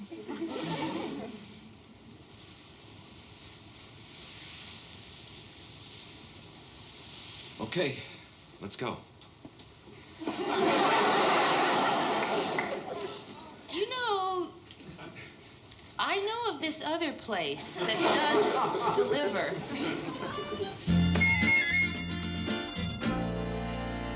So, Mr. and Mrs. Twin Cities, immediately following this broadcast, this reporter will be winging his way to our nation's capital. That's Washington, District of Columbia. For parleys with our nation's leaders. A lot of hard work has been spent preparing for this trip. His mother had to sew name tapes on his underwear. Many hours of briefings, research, and exhaustive study so that this reporter can seek out the news behind the news. He asked me if Washington was named after the president or the state. This is Ted Baxter, your man in Washington, saying good night and good news. Ted going to Washington. That'll teach Agnew to pick on newscasters. 3 good jokes and nothing. Tom hasn't called yet, huh? No. And he said he called me at work today. Oh, Mary, you're still at work. He could still call. Yeah, I suppose. Harry, would you run these budgets down to accounting for me? Yes, Mr. Grant. Murray, if any calls come, just tell him I'm down the hall, and I'll call him right back. Down the hall. Wait, no, just, say I'll be right back, and then put him on hold. Right back. Wait, no, don't. Just say just a minute and come and get me. Okay. Newsroom, Lou Grant. The budgets? Yeah, they're on their way down. Mm-hmm.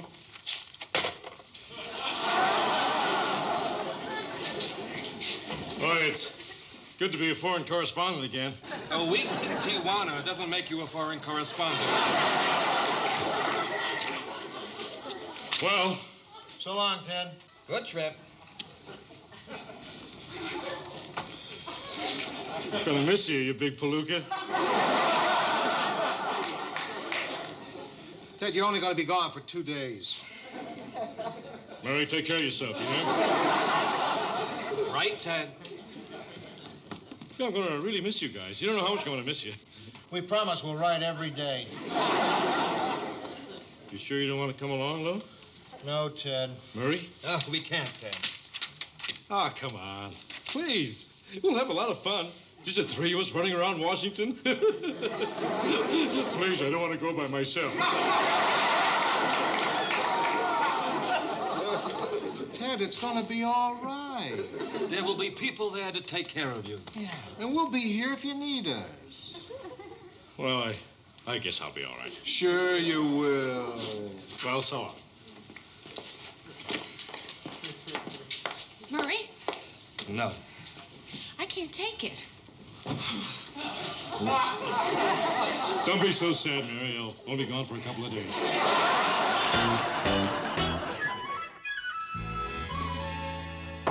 It's Rhoda. Well, hi. Well, hi, Rhoda. Still haven't heard from Tom, huh? Nope. Mary, something happened last night? The worst possible thing. We had a terrific time. Oh, that's a shame. At least I did. Well, it's my fault. I should never have gone out with him. I think I know what's wrong.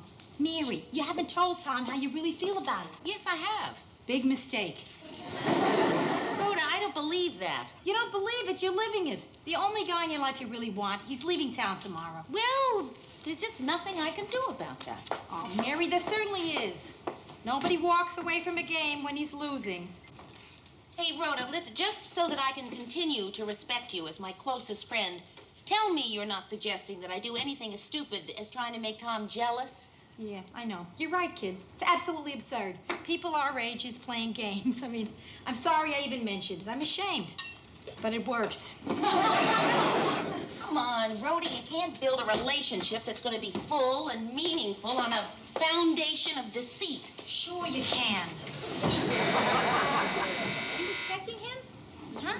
Rhoda, if it is him, promise me you'll stay. Why? Just please, it'll make it that much easier for me. I can't, Mary. Promise me. All right, I promise.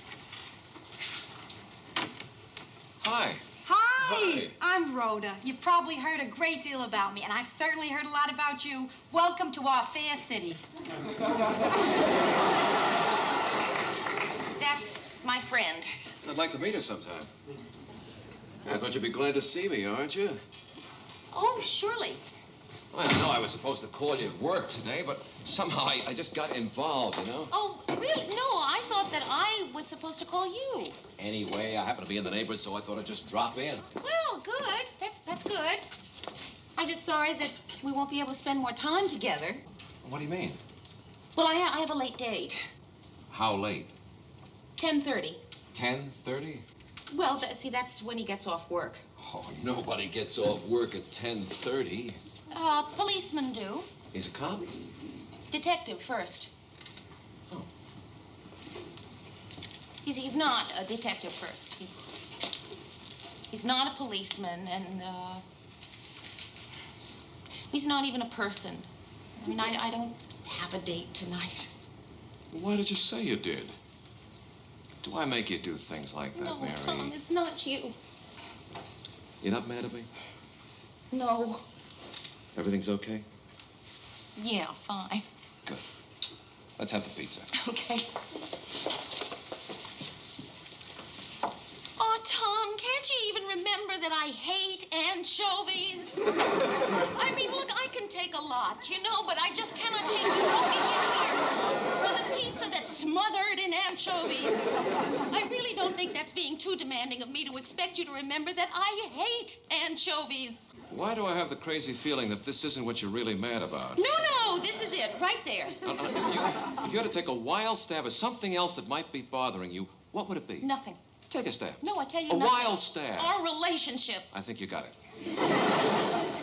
Tom, I'm sorry. Listen, it's nothing to be mad about. I mean, you can't help it if you don't care.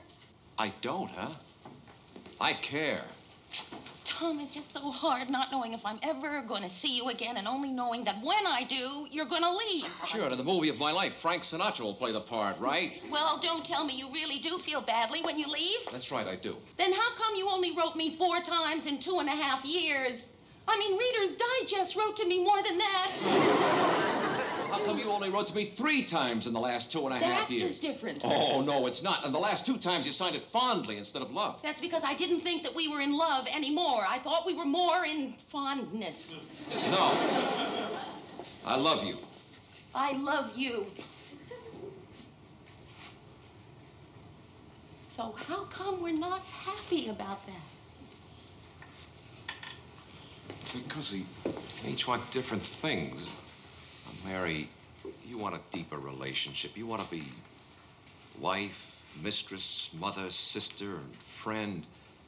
I just don't think 1 out of 5 is enough for you. You're right. 1 out of 5 isn't enough. But, 3 out of 5? But, Mary, you just end up disappointed, and I'd end up feeling guilty. Oh, it really is easy for you, isn't it? Oh, no, it's not easy, Mary.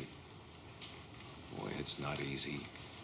Because I know one day I'm going to call you and you're going to tell me about some other guy, and that's just going to wipe me out. Oh, yes, it will. Believe me, it will. I do believe you, Tom. I guess you just can't change. But hey, did it ever occur to you that someday you're going to be alone? It occurred to me.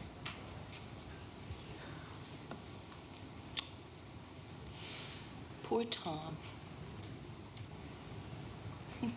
Poor me. Poor us.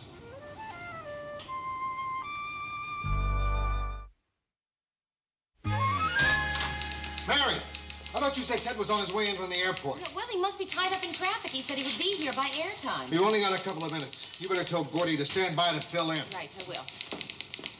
Hi, guys. Ted, hurry up. You've only got 30 seconds. Does anybody even say hello? Ted! All right, guys. Been gone a couple of days. Nobody says hello. How are you? We missed you. Here you go, Ted. Say, Mayor, that was a rotten trip. I don't want to do one of those things again. You can't believe it.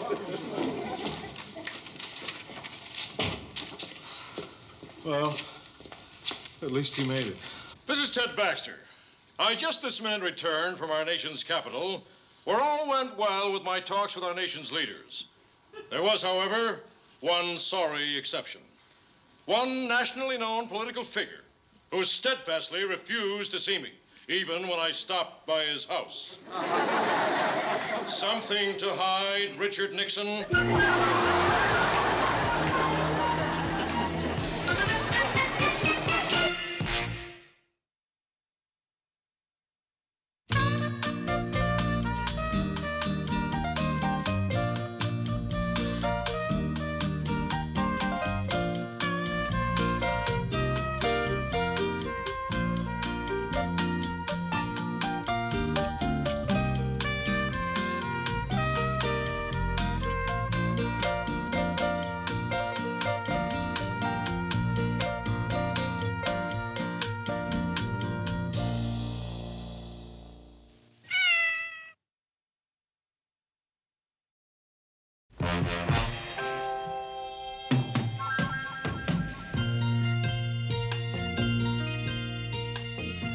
can turn the world on with her smile?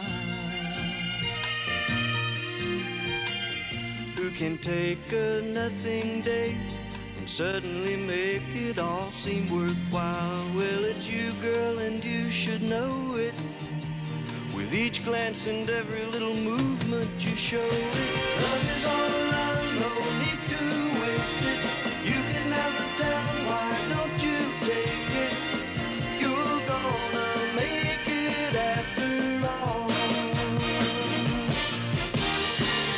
You're gonna make it after all.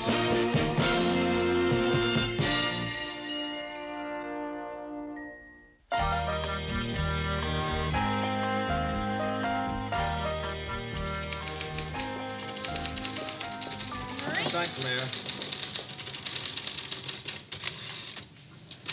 Oh, look at that. There's a crack in the cup. Now I got coffee all over my brand new sweater. I'm going to have to go to lunch with a big stain. Yeah, well, cold water takes it out. Oh, right. Oh, terrific. It's empty. Oh, it's been a wonderful morning. It's only 5 after 9. Hi, guys. Give me a cup of coffee, will you, Mayor? Oh, here, Ted. Mary doesn't want hers. Thanks.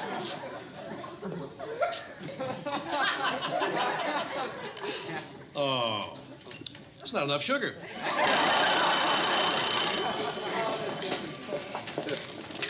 Newsroom. Oh, hi, Dan. I was going to call you in a little while, remind you about the Teddy Awards banquet on Saturday. Yeah, Dan, I told you about it 3 weeks ago. You know, the Television Editors Awards dinner. What basketball game? No, you didn't tell me about it 3 weeks ago. No, I told you about this 3 weeks ago.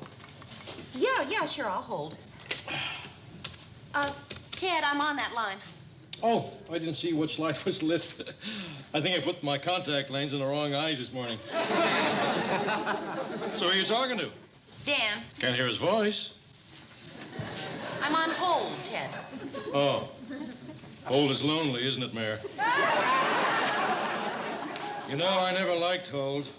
Although, if I had a choice between hold and hang up, I'd go with hold. Ted, do you mind? Oh, sure. I'm sorry. I was just keeping it coming. Didn't know you wanted to be alone. Yeah, hi, Dan. Hi, Dan. Ted. Hey, what'd you think of that game last night? Ted. Oh, well, listen, I'll leave you two kids alone now. See you, Dan. Hi, Ted. Yeah, Dan, I'm nominated. No, I'm not going to win, but yeah, I have to go anyway. I look like a bad sport if I don't show up, and I would like to show up with you. Mary, would you come here? Listen, Dan, I have to go. I'll call you back. Okay, bye. Yes, sir. Remember the obsolete clippings file I asked you to throw out last week? Yes. You didn't throw out the obsolete file. You threw out the file next to it, the obituaries. No, I didn't do that. Let's find out.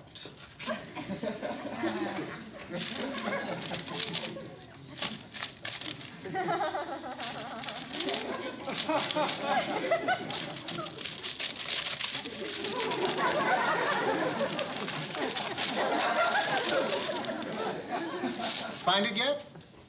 What are we going to do if some prominent person dies? No, change that. There is no if, because they're going to die. We're not going to have one thing to say except maybe, so long.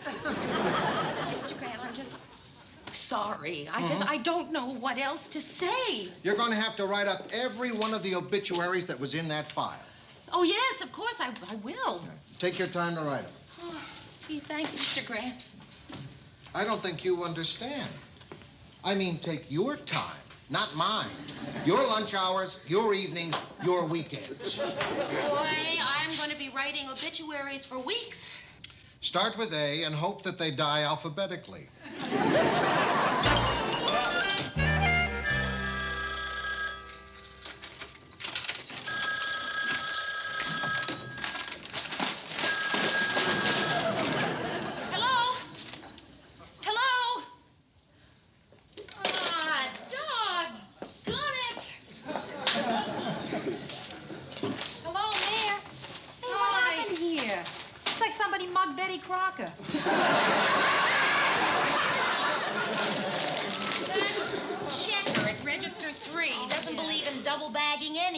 Hi, Mary. Hi, Jonas. I'll give you a hand. Rhoda, did you ever have one of those days? Yeah, mostly. Today, I had 3 of those days. It started when I got to work late because the alarm didn't go off, and then I got a flat tire on Mary, the I way. know what you mean. One day, I had 2 flats, both Hey, the Rhoda, same day. do you mind? Would you just give somebody else a chance to be the most miserable? I mean, just once in a while. Well, Mary Richards, I did not realize the title meant so much to you. Okay, you can be the most miserable. Thank you. You're welcome.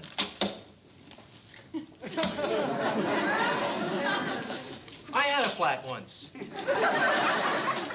It was in June. Well, it wasn't really a flat. My left front tire was just kind of low. Hey, listen, I'm sorry. Me really. too. Listen, kid, what's the matter? Oh, well, Dan forgot all about the awards banquet on Saturday. Now I have no date. What am I going to do? Eat some candy. Rhoda, chocolate solves nothing. No, cottage cheese solves nothing. Chocolate can do it all. Listen, you can have Jonas Saturday night. Oh, come on. Yeah, oh, well, sure, Mary. I'd be happy to. Really, thank you, but I'll find somebody for myself. Worst comes to worst, Ted says he knows a great guy for me. Ted? Well, come on. He's got to know some nice people. Okay, all right. Mary, why don't you come with us tonight? We're going to have dinner and then go to a midnight movie marathon over at the university. Yeah, they're showing 3 Humphrey Bogart movies in a row. All of them the Maltese Falcon. Well, sounds like fun, but I think I'll just stay home and write some obituaries.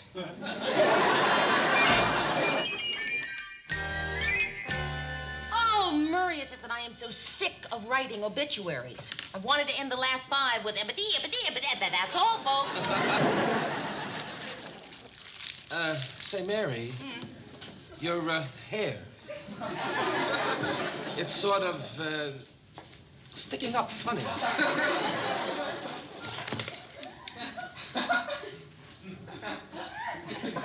It's funny. I used to get things like that. Why won't it go down? I must have slept on it funny. Well, that's the craziest thing, the way it won't go down. Probably nobody will notice it. I didn't. Oh, hi, guys. Say, Mary, they wax the floors out here. You sort of skate on them. Fun. Say, Mary, your hair looks all bumpy. Thank you, Ted, I know. Now, listen, Mayor, you want me to fix you up with that neato blind date for the Teddy Awards? Oh, gosh, I don't know. This guy's a sort of a good-looking version of Robert Redford. Excuse me, I gotta go fix my hair bump. Will you take this film to the cutting room on your way? He's a terrific guy, handsome, intelligent, better than average bowler.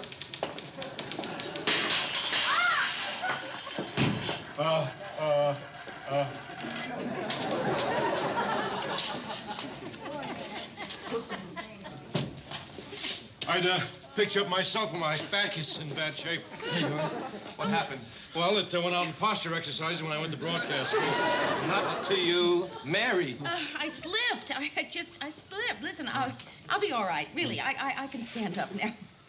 Well, are you sure? Yeah, I'm sure. It's a kind of a shock to fall that way. I'll be fine, really. I'll be fine. Well, okay.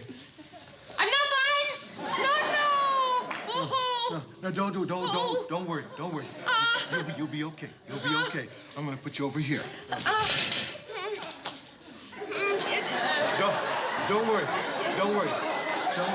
You'll be okay. Now, but first we have to get you X-rayed. All we can do around here is get you Xeroxed. Don't worry. Newsroom. Mary, it's for you, Dan. Oh, I have to talk to him. Hi, Dan. No, Dan, it would not be great to meet you at halftime. Because, Dan, I don't want to go to a basketball game wearing a formal. Oh, I don't know why, Dan. It's just a sort of a funny female quirk of mine. Mary. Dan? Mr. Grant, would you lower me, please? I want to hang up on someone. Okay. Now I'm gonna take you to the doctor.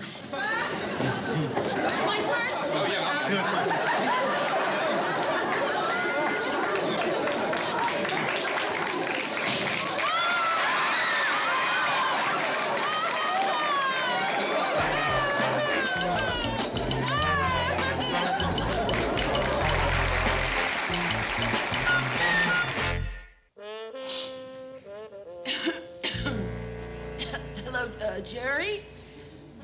it's Mary Richards. Yes, I know. It's been a long time, hasn't it?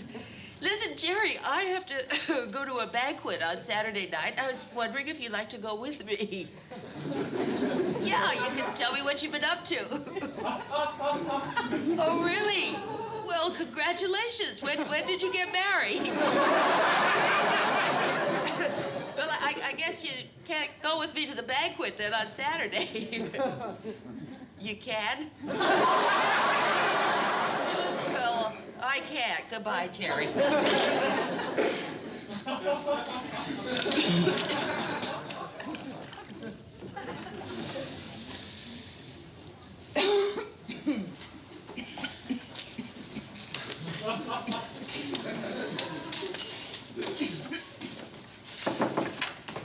Hi.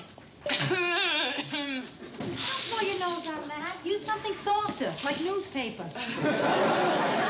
Mary, are you limping? Yes, I sprained my foot going to the ladies' room to fix my hair bump. Oh, how'd you get that cold? Soaking my sprained foot. You know, I think I have swollen glands. Yeah? What do swollen glands feel like? Mary, I don't know what regular glands feel like. I'm going to take my temperature. Mary, I have sensational news. Jonas is going to Mexico to lecture at a university. And he can take me if he says I'm his wife. But I don't know if I'm serious enough about him yet to go to Mexico with him. So I'm going to turn back at El Paso. Hey, I'm sorry you're so down, kid. I'm not so down. Huh? What? I'm not so down. Oh, yeah, you are. I mean, admit it, Mary. Suddenly your life got crummy. So? It'll get better. It has to. You're not the crummy life type. Oh. Truly, you aren't. I am the crummy life type. You're just on a lousy streak. I happen to be on a terrific streak.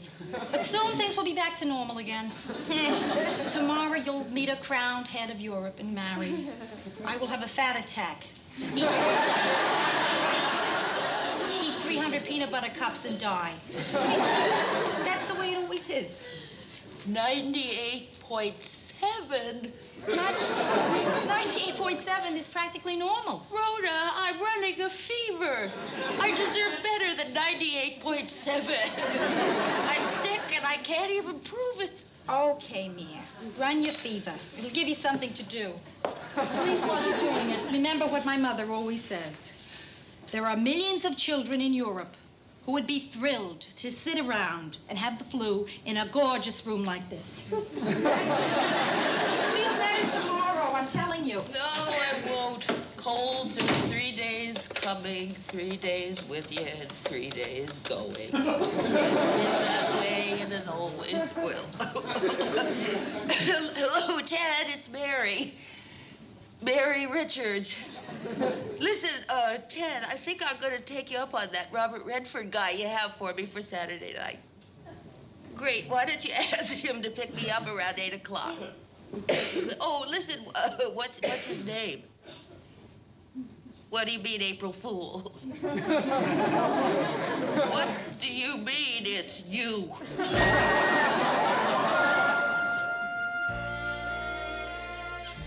Look at that stain. Perspiration sometimes will cause that. This is terrible. You are terrible cleaners. I know. No, I mean it. You really are. Well, why do you think we have free pickup and delivery? Look, maybe you can cut it off here and wear it to work. All right, that does it. I am calling up Mitchell's Cleaners. I am going to speak to the owner and find out what he intends to do about this. May I have that number, please? 555-7289. Thank you very much. You're welcome.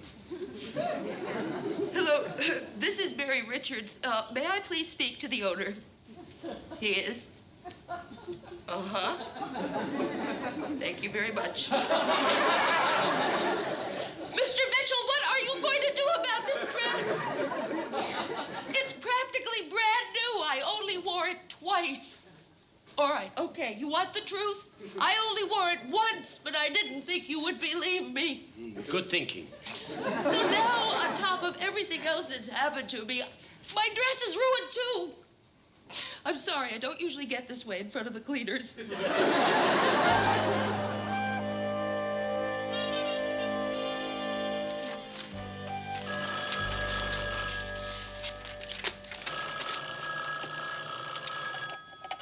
Hello? Hello? Talk. Are you shy? Is this a shy person? I'll talk first. It'll put you at ease. Hi, how are you? I'm Rhoda. Rhoda? Yeah, Mary, coming. Don't go away, shy little person. How are you? Come on. I'm on the phone, I think. The other person on the other end isn't talking. No, Rhoda, that's me. I dropped my phone in my foot water, and I was afraid to take it out. Rhoda, if you don't lend me something to wear tonight, I'm going to have to go to the banquet in a too big black velvet pantsuit with a pink floral cummerbund that makes me look like a funny waiter. Kid, of course. My rack is your rack. Come, look. Oh, Mary, do yourself a favor. Skip the banquet. Please, save yourself a lot of aggravation. I can't. Rhoda, I'm nominated. All right, here, look. I gotta find something dressy. Yeah. Remember when all we needed to look dressy was a jeweled cashmere sweater and a clutch bag? All right, what's this? Now that looks completely different off the hanger. Worse. I gotta find something. Yeah. What about... Well, that's a fun fur thing I bought. I bought it on sale, and I never wore it. Sort of makes me look like a cross between Raquel Welch and Beowulf. Come on, Rhoda, think. I'm leaving in 20 minutes. Listen, sit down. You sit down. I'm going to find you something very fast. Oh, Rhoda, I'm going to be one of those people you always see wearing one slipper. I always feel sorry for those people you see wearing one slipper. Better hurry up, Mayor. We don't want to be too late. I'm waiting for the nail polish on the run in my stocking to dry, Ken. You know, a little late is good. Not too late, but a little late makes a good appearance. How does 9 minutes sit with you, Mayor? Just fine, Ken.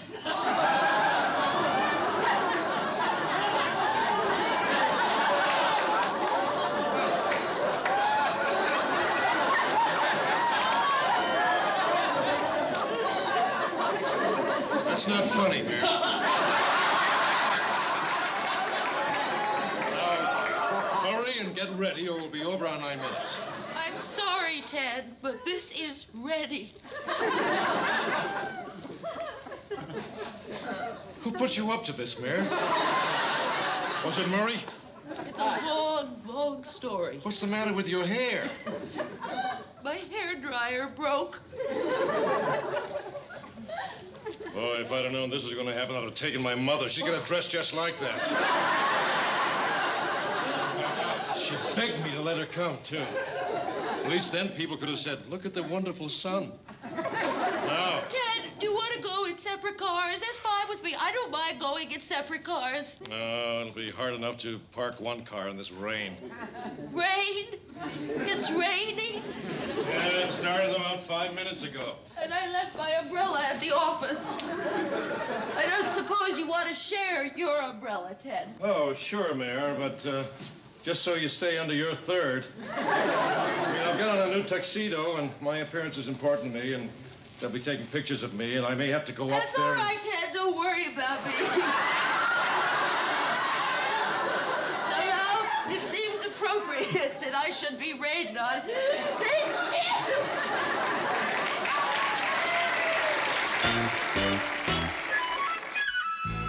And the winner in children's programming, Mr. Saturday Morning himself, Bobo Cattrall.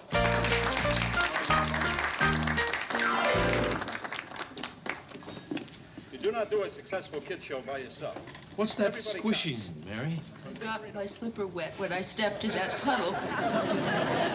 Oh, good, we're not too late. They're only up to the clowns. And now Joyce and the trio will play this year's award-winning local theme song. Oh, hi there, Ted. Hi, Norman. I had a great-looking date, but she got called away for an emergency modeling job. This is my sister. Oh, nice to meet you. Thank you. Oh, there's Mr. Grant, Ted. You go ahead, sis. I'll catch up with you.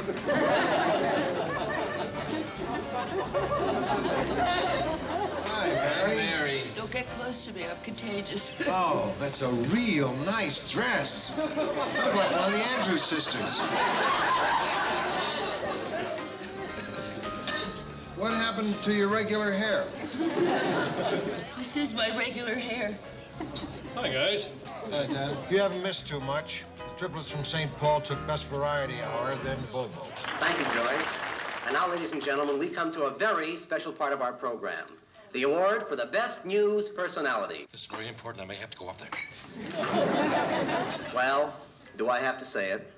The winner is Mr. Twin Cities himself, Norman Keller. How can I lose to him? He's so nasal. You weren't even nominated, Ted. I was counting on a heavy write-in vote. Mary, what's that on your cheek? That, under your eye. Thank you again. my false eyelash. The nominees in the category of Best Public Affairs Program are Let's Talk the Issues, Fred Clark, producer. The Sunday Show, Mary Richards, producer.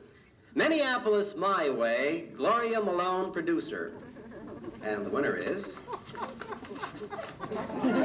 The Sunday Show, Mary Richards, producer!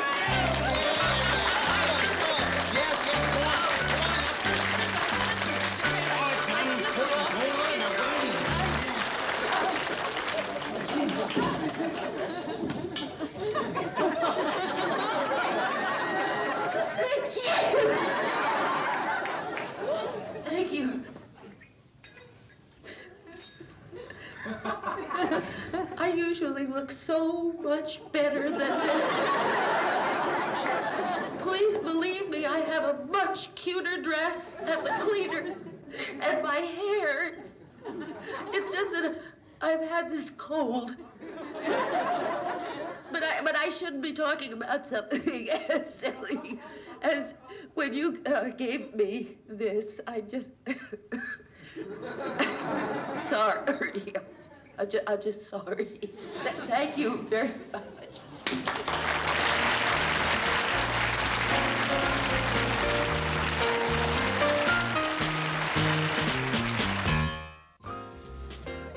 Hey, I'm really proud of you.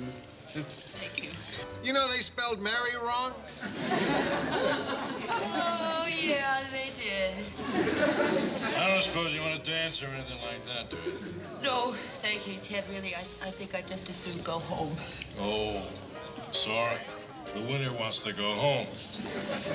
Well, the loser wants to stay.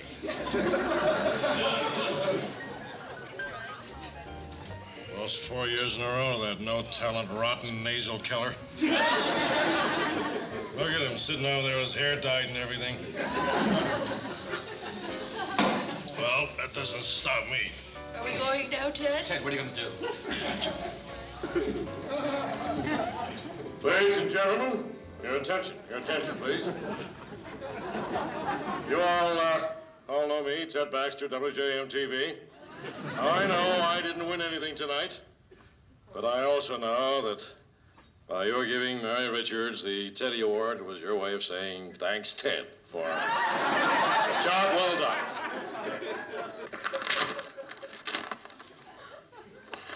It all started in a 5,000-watt radio station in Fresno, California. A $65 paycheck and a crazy dream.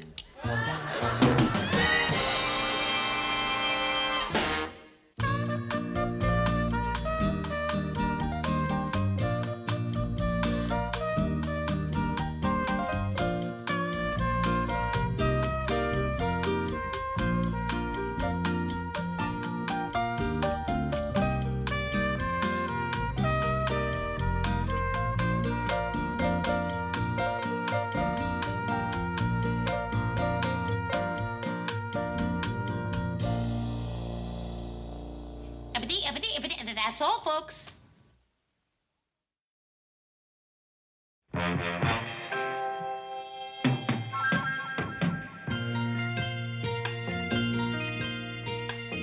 who can turn the world on with her smile, who can take a nothing day and suddenly make it all seem worthwhile. Well, it's you, girl, and you should know it. With each glance and every little movement you show it. Love is all around, no need to waste it. You can have the town, why don't you take it? You're gonna make it after all. You're gonna make it after all.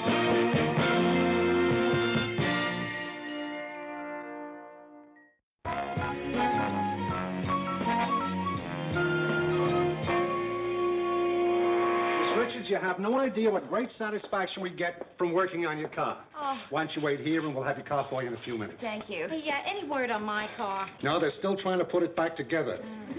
You know, the trouble with you is you always wait until something goes wrong before you bring it in. Why don't you do what your friend does? She brings it in every 3,000 miles. Oh, she takes care of her car like she takes care of herself. Oh. You should take care of your car like she takes care of herself. Why do I have the terrible feeling he's going to have my body recalled? Embarrassing. They always make that kind of fuss over me. Oh, it's better than sitting in the back of the shop on a greasy 10-gallon drum. That's where they put me when I'm not with you. Not so great up here, either.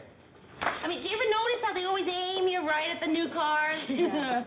I think they do it just to tease you. Oh, Rhoda, it's still here. I love this little beauty. Yeah, it really is gorgeous, man.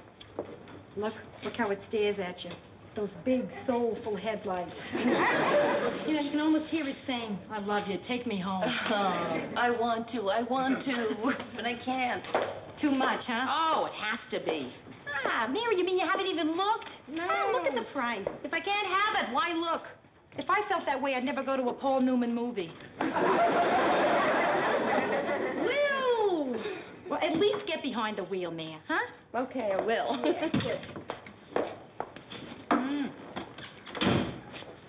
Oh, Rhoda. I gotta say, the two of you look terrific together.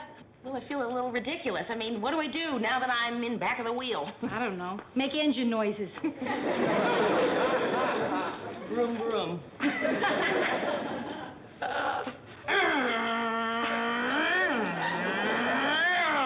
Watch out for that school crossing. No, I was just looking, really. My car's being serviced, and I was just whiling away the time. Fine. If you need me, I'll be over there. Good. Thank you. Boy, car salesmen really are pushy, aren't they? Well, your car's ready, Miss Richards. Oh, thank you. Here's your bill. You can pay the cashier on the way out. Right. Listen, Miss Richards, some of the boys who worked on the car, you know, they heard me talk about you all week, and they want to meet you. Bob and Charlie. Come on, you guys. Come on out here. Come on. Just don't touch anything. Miss Richards, Bob. How do you do? Let me wipe my hand. You're incredible. 60,000 miles and you can eat off your carburetor. Oh, thank you. Miss Richards, Charlie. Hi. You don't know, lady. You just don't know. Nice to see you fellas again. I had the 65 Falcon you've been working on for 3 weeks. What color? Sort of green over rust. Oh, that car needs a lot of work. Yeah, and that candy bar underneath the front seat isn't in such good shape either. Well, I think most people think of their cars as transportation. I think of mine as a big purse on wheels.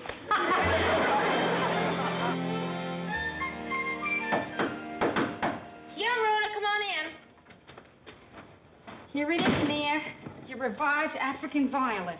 Oh, Rhoda, you brought it back to life. Yeah, consider myself the Catherine Coleman of African violets. I had completely given up on this. You know, you're really incredible. I know. It's this thing I have. Rhoda Morgenstern, the incredible plant lady. Hey, what did I do wrong? Mary, a plant knows what... A plant knows when it's being taken for granted. Maybe if you shared your feelings with it, talk to it more. Uh-huh. Well, it certainly does look like a good little listener. I'll try it. What are you doing, kid? Oh, I'm just trying to figure out whether or not I can afford that new car, and I've Well, I found out I just barely can. Now I need somebody to talk me out of it. Rhoda, talk me out of it. Sure, you can't buy that car. Why? Because 1, your car is in perfect shape. 2, what do you care if people see you driving a slightly older car? 3, a convertible in Minneapolis in winter is ridiculous. You're absolutely right. Not necessarily. Why? Because 1, your old heap can't last much longer. 2, you cannot be seen driving that old clunker. 3, a convertible in Minneapolis in summer is wonderful. That's absolutely amazing how you can argue both sides of the issue with such conviction. Yeah, you should hear me on Nixon. So, what do you think, Mia? You're gonna buy the car or you're not gonna buy the car? I think I'm gonna buy it. Good. What are you saving all that money for anyway? Right. Wait. You want to give me the other side on that one? You're saving your money, so if you lose your job, you won't have to move back in with your parents and sleep in a room with storybook dolls and pennants on the walls at the age of 32. So, who needs a new car? Anyway, mine will probably last forever. Well, then you think you won't buy a new one? Yeah, I don't think I will. You sure? I'm sure. Then, Mary, there's something I want to talk to you about. Okay. Not here. Come Why on, not up in here? my place. Why? Because, well, I have a Boston Fern and a creeping Charlie. I don't want to leave them alone together.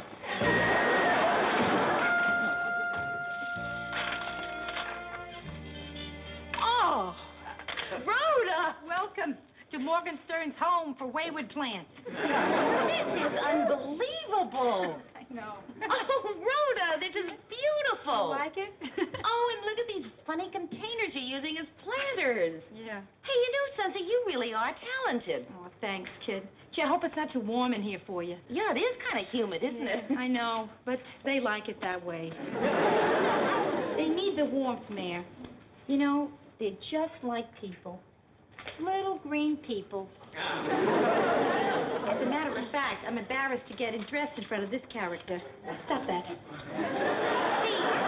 Rhoda, you're not getting weird, are you? What? I mean, you know, like little old ladies with hundreds of cats. Oh, don't be silly. Though, last night, Mayor, I'm not sure about this, but I think I experienced photosynthesis. Now that I got you in a good mood, sit down. Okay. Mia, believe it or not, this is hard. What's hard? Asking for money. You borrow money from me all the time. Yeah, but that's just 5, 10, you know, little stuff. This is something big. Big? Mary, it all started when I did that garden window down at Hempel's. Oh, yeah, I remember. I saw that. It was beautiful. Oh, thank you. Well, anyway, since then, a lot of people at the store, including Mrs. Hempel herself, whose taste is so good she doesn't even shop at her own store. They've ordered plants and planters and... well, just look for yourself. I can't keep up with it. You seem to be doing okay. Oh, Mary, but it's showdown time. Something's got to go. Me or the plants. Well, listen, can't you find some kind of a place for them? I did. An empty store. But then I got to thinking, Mary, as long as I got the store, why don't I make it into a plant boutique? You know, with a name like Rhoda's Dendron. No, Rhoda! I think that's a sensational idea. You do? I really do. Oh, Mary, well, see, the thing is, I need rent money. And I need to stock more plants and Rhoda, fix it up I will lend you the money. Oh, Mary, what a friend. You don't even know how much I need. Thanks. Well, how much do you need? $995. $995? Yeah. How come not 1,000? Well, 995 sounds like so much less than 1,000. I'll get the 5 from somebody else. Okay. Oh, great. And listen, kid, I'm not even going to feel guilty about this loan because I know I can get it back to you in a hurry. Ah, don't worry. Really, in 3 weeks. Absolutely. Okay. I mean, 4 weeks the outside. And this, I promise you. 5 weeks maximum. Come on in, Georgette. It's open. Hi, Mary. Georgette. Hi, how are you? Oh, Rhoda. These plants are absolutely beautiful. Have you ever thought of putting your God-given talent to use? Georgette. You could make a bundle. You really should go into business for yourself. Georgette, it's okay. That was great. But Mary already loaned me the money. Yeah, she was supposed to be my clincher. Rhoda says I can work work in the plant shop with her if she can get $1,000. Did you get it? Can you loan me 5? Sure. I got it. We're in business, Georgette.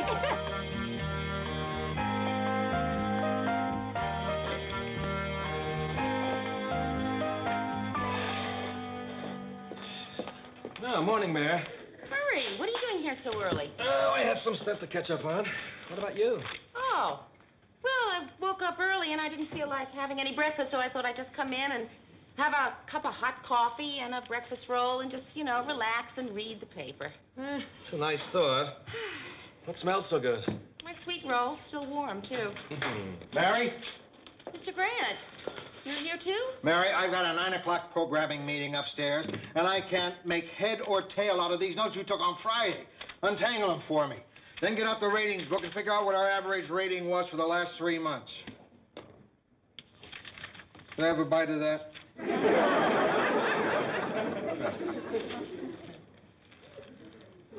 Mmm. Boy, is that good?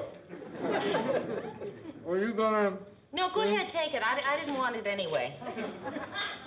No, I had a big breakfast. Go ahead, take it. You sure? Take it. Oh, thanks. You won't regret it.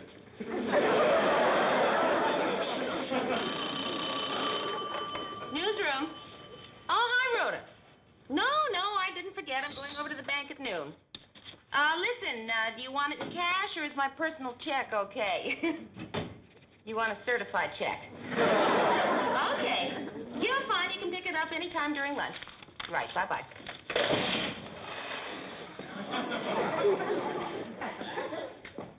It's all your fault, Mary. Fault? What's my fault? Ted, what are you doing wandering loose at this hour? A man practically yanked me out of my bed this morning.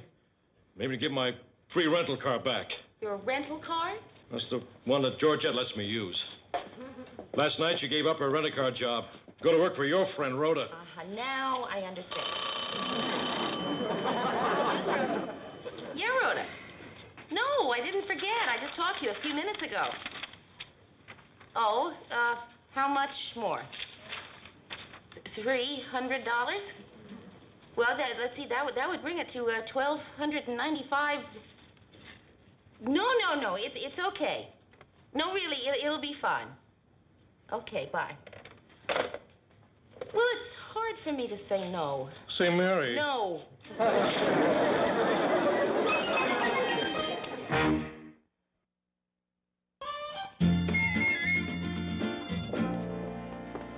Miss Richards, how nice to meet you. Thank you, Miss Adams. Oh, please, call me Anne and have a seat. Oh, thank you, Anne. Do you mind if I call you Mary? No, please good. go right ahead. You know, Mary, I always had this image of bank officers as a bunch of cigar-smoking, stuffy, conservative old men. And I swore if I ever became one, I'd try to dispel that image. Oh, well, you certainly don't look like a stuffy old man to me. Of course, after dinner, I do like a good cigar, but... Now, Mary, how can I help you? Yes, well, I have some money in a savings account here, and I would like to withdraw it. But the teller told me that I had to see you. Well, that's right. You do have to see me. You see, Mary, the very nature of a time deposit is that you agreed to keep the money in there for a specified time. And, the time isn't up yet. Is it, Mary? Oh, well, no, Anne, I realize that. But you see, something came up, and I want the money now. Well, it's just not quite that simple, Mary. You see, on this type of account, there are only 2 conditions where withdrawal is allowed before maturity date. Yes? It's poverty. Poverty? Poverty? No. Oh, well, that's too bad. Or an emergency. How about an emergency situation? Is this an emergency situation? Yes. Good. What is the emergency? I don't want to tell you. Oh, no, you have to tell me, Mary. If you want the money, you have to tell me. Yes, but it's my money. No, not right now, it isn't, Mary. It's our money. Now, just wait a minute, please. No. Look, I am standing here fighting to get my money out of your bank, and you are telling me that I can't. Mary, please, just sit down and try to understand. No! Just sit down and try to understand. Oh, Mary. Mary! When you opened your rainy day time deposit account, you made a promise to us.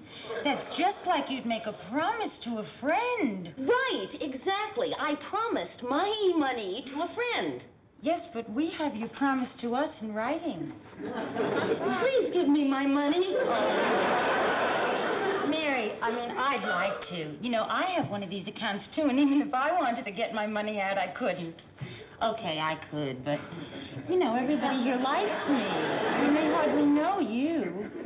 Mary, this is not my fault. Mary, please. Mary, please. Mary, don't turn away. Mary, please. Mary, I just thought of a way we can get you the money you need. You did? Yes, I did. Oh, Sam, thank you so much. Oh, you're welcome. Listen, You're welcome. I'm sorry things got a little crazy Well, there you for got a little upset, that's all. Do you think I can have the money now? Yes, I do. Just as soon as you fill out this loan application. Loan? Don't be grumpy, Mary. Banks have to eat, too.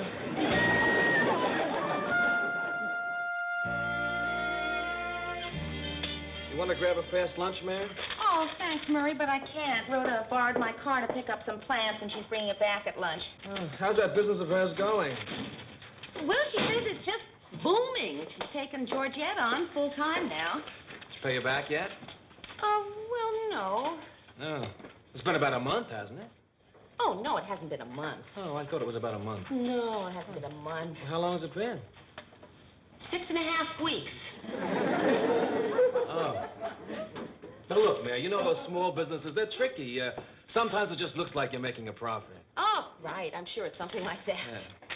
Wouldn't you think she'd at least have mentioned it? I mean, you know, that's a lot of money. $1,295.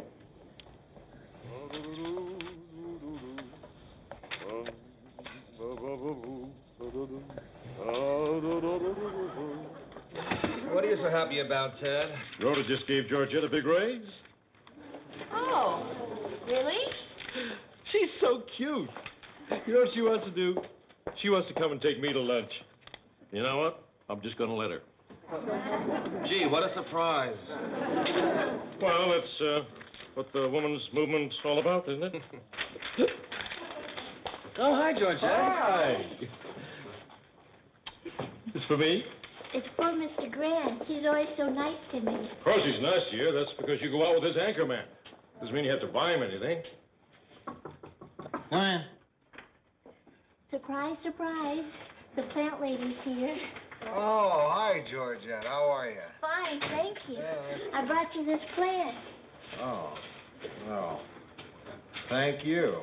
It's called a prayer plant. Mm-hmm. But don't worry, it's non-denominational.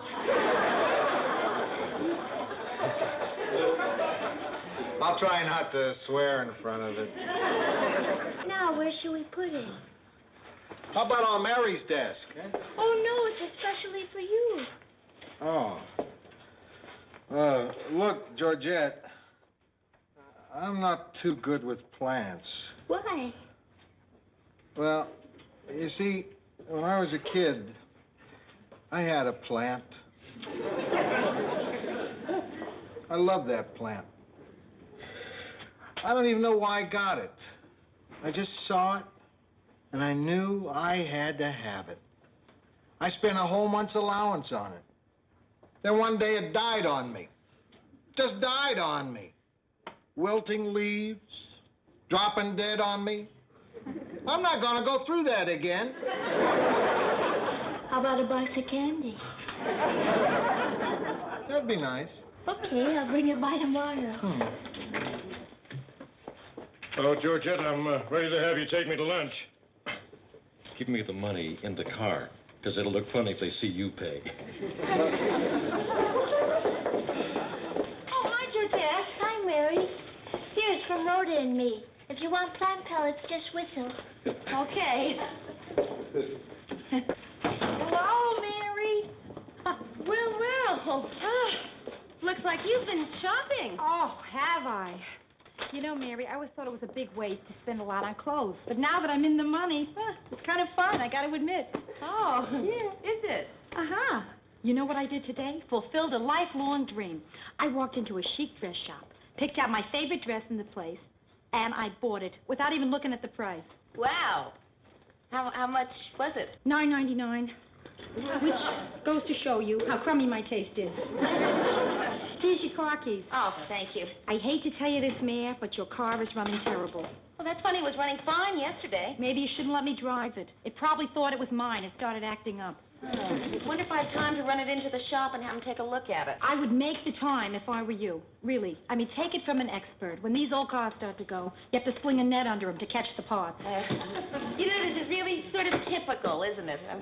I mean, if this had happened 6.5 weeks ago, you know, I probably would have bought that new car. And now that I don't have the money... Yeah, well, if you don't have the money, you don't have the money. Thanks, Mayor. Ah.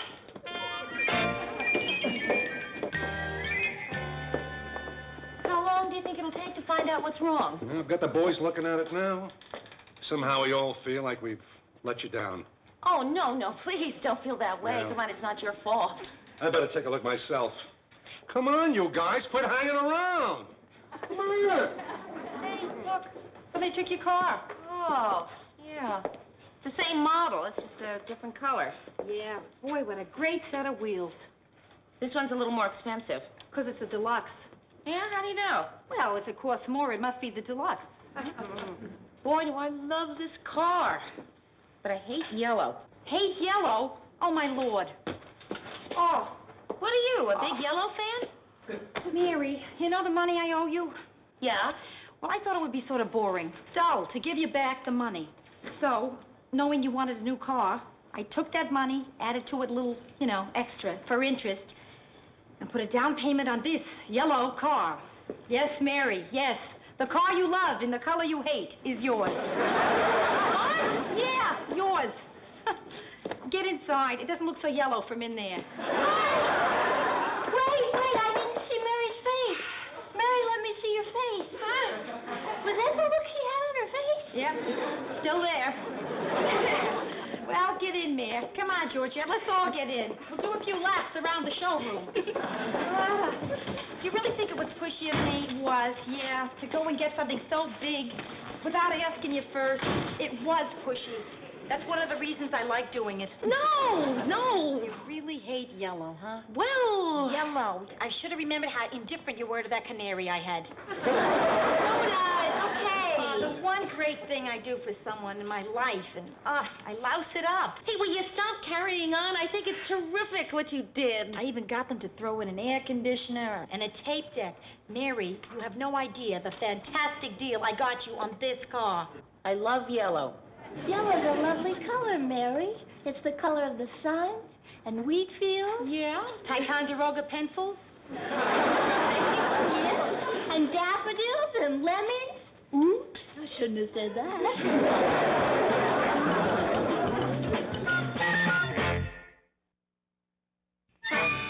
Anyway, the whole thing was a trick, just so Rhoda could get me down there to see my new car. Terrific. What color was it? Sort of golden. Miss Richards? Yes. Hi. Oh, hi. I brought your car. It's down in the parking lot. There's the keys. Oh, thank you very much. Gee, I can hardly wait to get off work.